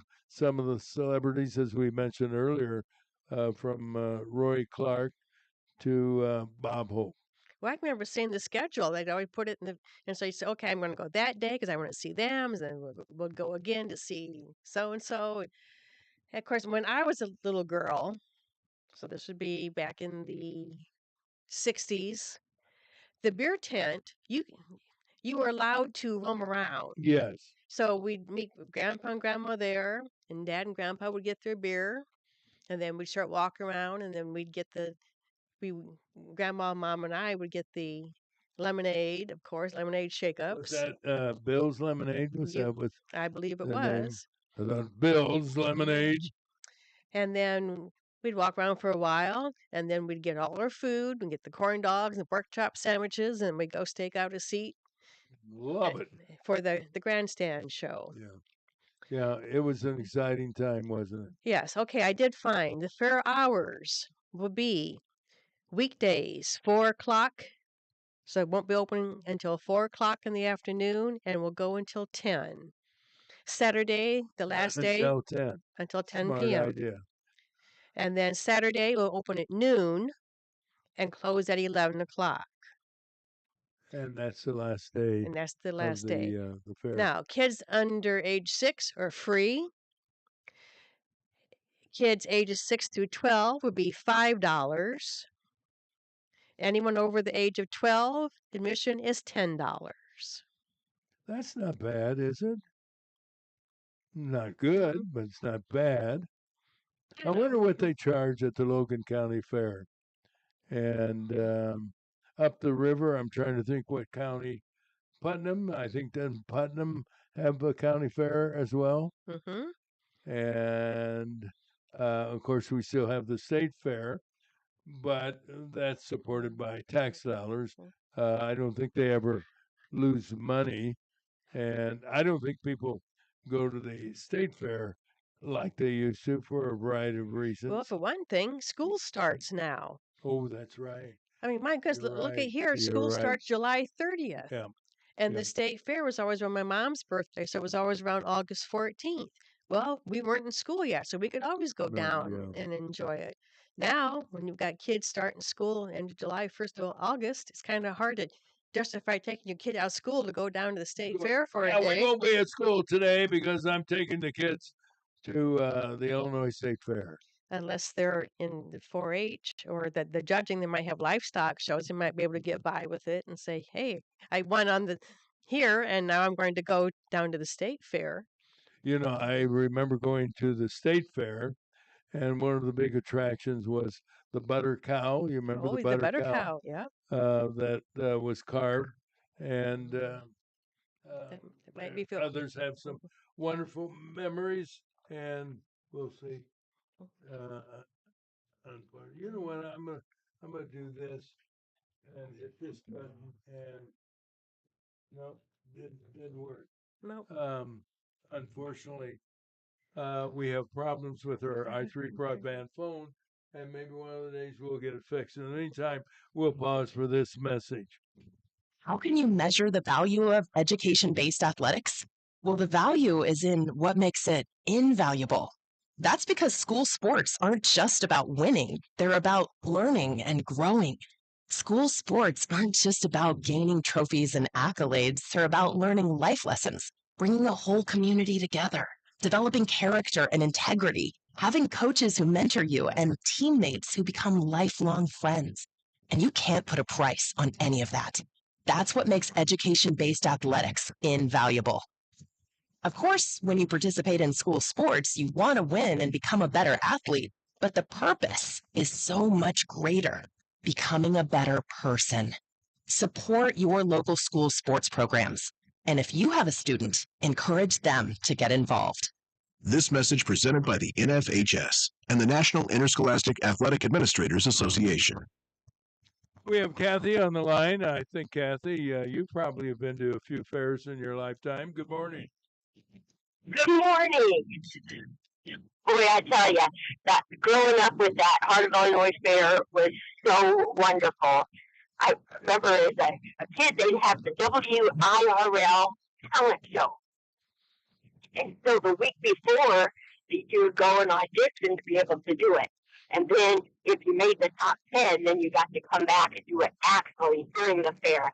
And that was always so wonderful. And if you won, then you could day of the fair and then and so I always made the top 10 as a kid. Well, took it over, and then that year I won it. So that was cool. But they had everything from 4-H to livestock sports show, and of course the entertainment was always so wonderful. But I was there the year that the kid was killed by the helicopter, and that was horrible. Yeah, So that put a cloud over the fair for so long. Did you remember going to any of the free grandstand shows? And if you did, who the artists were? I did. I went to see Gary Morris. He actually signed my tennis shoes, so he still has it. Yeah, I know. I smell them every now and then. You know, right? Yeah. And then Lori Morgan, and the year she was there, was the first year that she just finished putting in $1 million into her tour bus. And never in a million years would I have thought that someday that bus would be mine. And that was 10, 11 years. And now it's Framers, and they're wonderful traveling in it. And thanks to Lori Morgan for being able to allow it to go around serving God. Yeah. Was she a Canadian singer? No, Lori Morgan was She's not. American. Okay. I'm trying to think who the female singer, other than Celine Dion. I'm sorry. Yeah. And Murray that sang. That's who That's who I'm thinking of. Yeah. Yeah. You think it'd be a good idea to feed your dog? I know. He's singing for you. She's like, hey, what about me? Yeah. Carol. Yeah. I know your name is Carol. That doesn't mean you need to sing one. Yeah. What were the highlights of your visit in terms of the Midway? Did you like to go on any of the rides, or did you avoid that? Well, I heard Carrie earlier talking about that the double fair throw. Wonderful. One of my favorites. That and the Himalayan, the thing that would you go around and around and around. Oh, I hated that. That one I stayed off, particularly if I had been eating. But it had that little bump in the middle where you would go, oh. Yeah, those were wonderful years, and yes, I would do that in between Morton and Peter with my kids when they were growing up. It had where it went down and then had a little bump in the middle, and so we, don't listen to. I think we're done past the years that they could give me a ticket for it, but man, we'd go as fast as we could, and you'd hit that bump and go, and yes, we may not be out of the statute of limitations on speeding, but we did the same thing on Kickapoo Creek Road. There's a dip there. And I remember we were coming back from San Jose, and the two boys were in the back seat. And I thought, well, we'll give them a little thrill. And I goosed it, and we went on that dip. And I don't know which one of the two boys said it. And it's okay to say it on the radio, I think. And I said, you like that? And one of the boys says, yeah, but it tickled my penis. I don't know what that had to do with the ride. But out of the mouths of children come some of the wildest expressions of. But I remember that as clear as the day. And I looked at my wife. She looked at me, and she said, "Don't you say anything." My middle son did the same thing. Well, boys will be boys, I guess you might say. But I'm sure you echo our sentiments. You hate to see the decline of the Heart of Illinois Fair that had so many great summer events. It was always so wonderful. And it was so wonderful seeing people that you hadn't seen for a long time. I'm just really sad about it. Yeah, I think a lot of people are. But the old saying is, all good things must come to an end, and I guess Well, there's Chicken Festival. yeah, and the Turkey Festival, exactly. It's the Marigold Festival. Yeah, I have not. I think I've attended the Marigold Festival once. Terry, have you No. attended it? So I don't feel so bad then. But you live closer to it. Okay. When is it?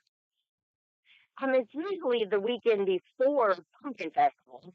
So I would say the first weekend, maybe the first, not Labor Day weekend though, the next one. Yeah. We missed the Strawberry Festival. I noticed that Terry has on a beautiful blouse with strawberries on it. And That's because it was the same time as As the Turkey Festival. no wonder Right. we missed it. Mhm. Oh, that's too bad. All right. Well, thanks for calling in and sharing with us. What'd you do? Give Carol a sleeping pill? No, I picked her up. Okay.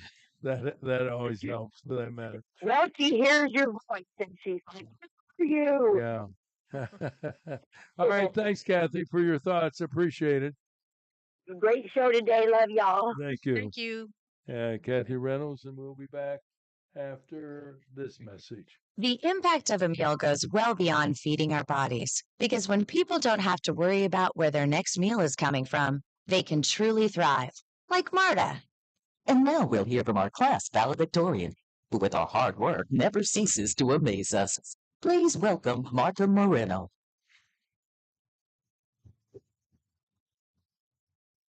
And Alex. Hey, Alex, how did the interview go? I did it! I got the job! I can't believe it! I knew it. Let's meet up later to celebrate. And Diego. Mom, I got first place at the science fair with my volcano project. That's amazing, sweetie. Congratulations. Because when people are fed, futures are nourished, and everyone deserves to live a full life. Join the movement to end hunger at feedingamerica.org/actnow. feedingamerica.org/actnow. A public service announcement brought to you by Feeding America and the Ad Council. Great message. Well, let's close with a check of the weather, Terry. Well, it's going to be partly sunny today, and it looks like we could get some rain. The National Weather Bureau says there's a 50-50 chance for precipitation. High is going to be around 87. Tonight, possible showers, low of 70. Tomorrow, mostly sunny with a high of 88. Thursday, high near 90. Friday, mostly sunny, a chance for rain with a high of 92. Saturday, not quite as warm, only 87 for a high. Only 87. Yeah, only 87. Possible showers. We're currently at 76 degrees. You have a better memory than I have. I thought Kyle indicated that he wasn't looking for showers until Friday.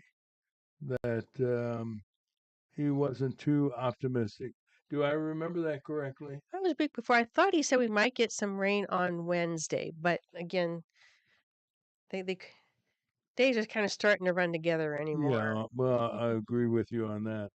All right. Anyway, our thanks to J.D. DeFonso of Discover Peoria. Fascinating interview, and we're going to have him as a regular guest, as we do as an example, Colonel Ballard, commanding officer of the 182nd Airlift Wing, who couldn't make it this past Monday, which would be yesterday, and said, let's make it the following Monday.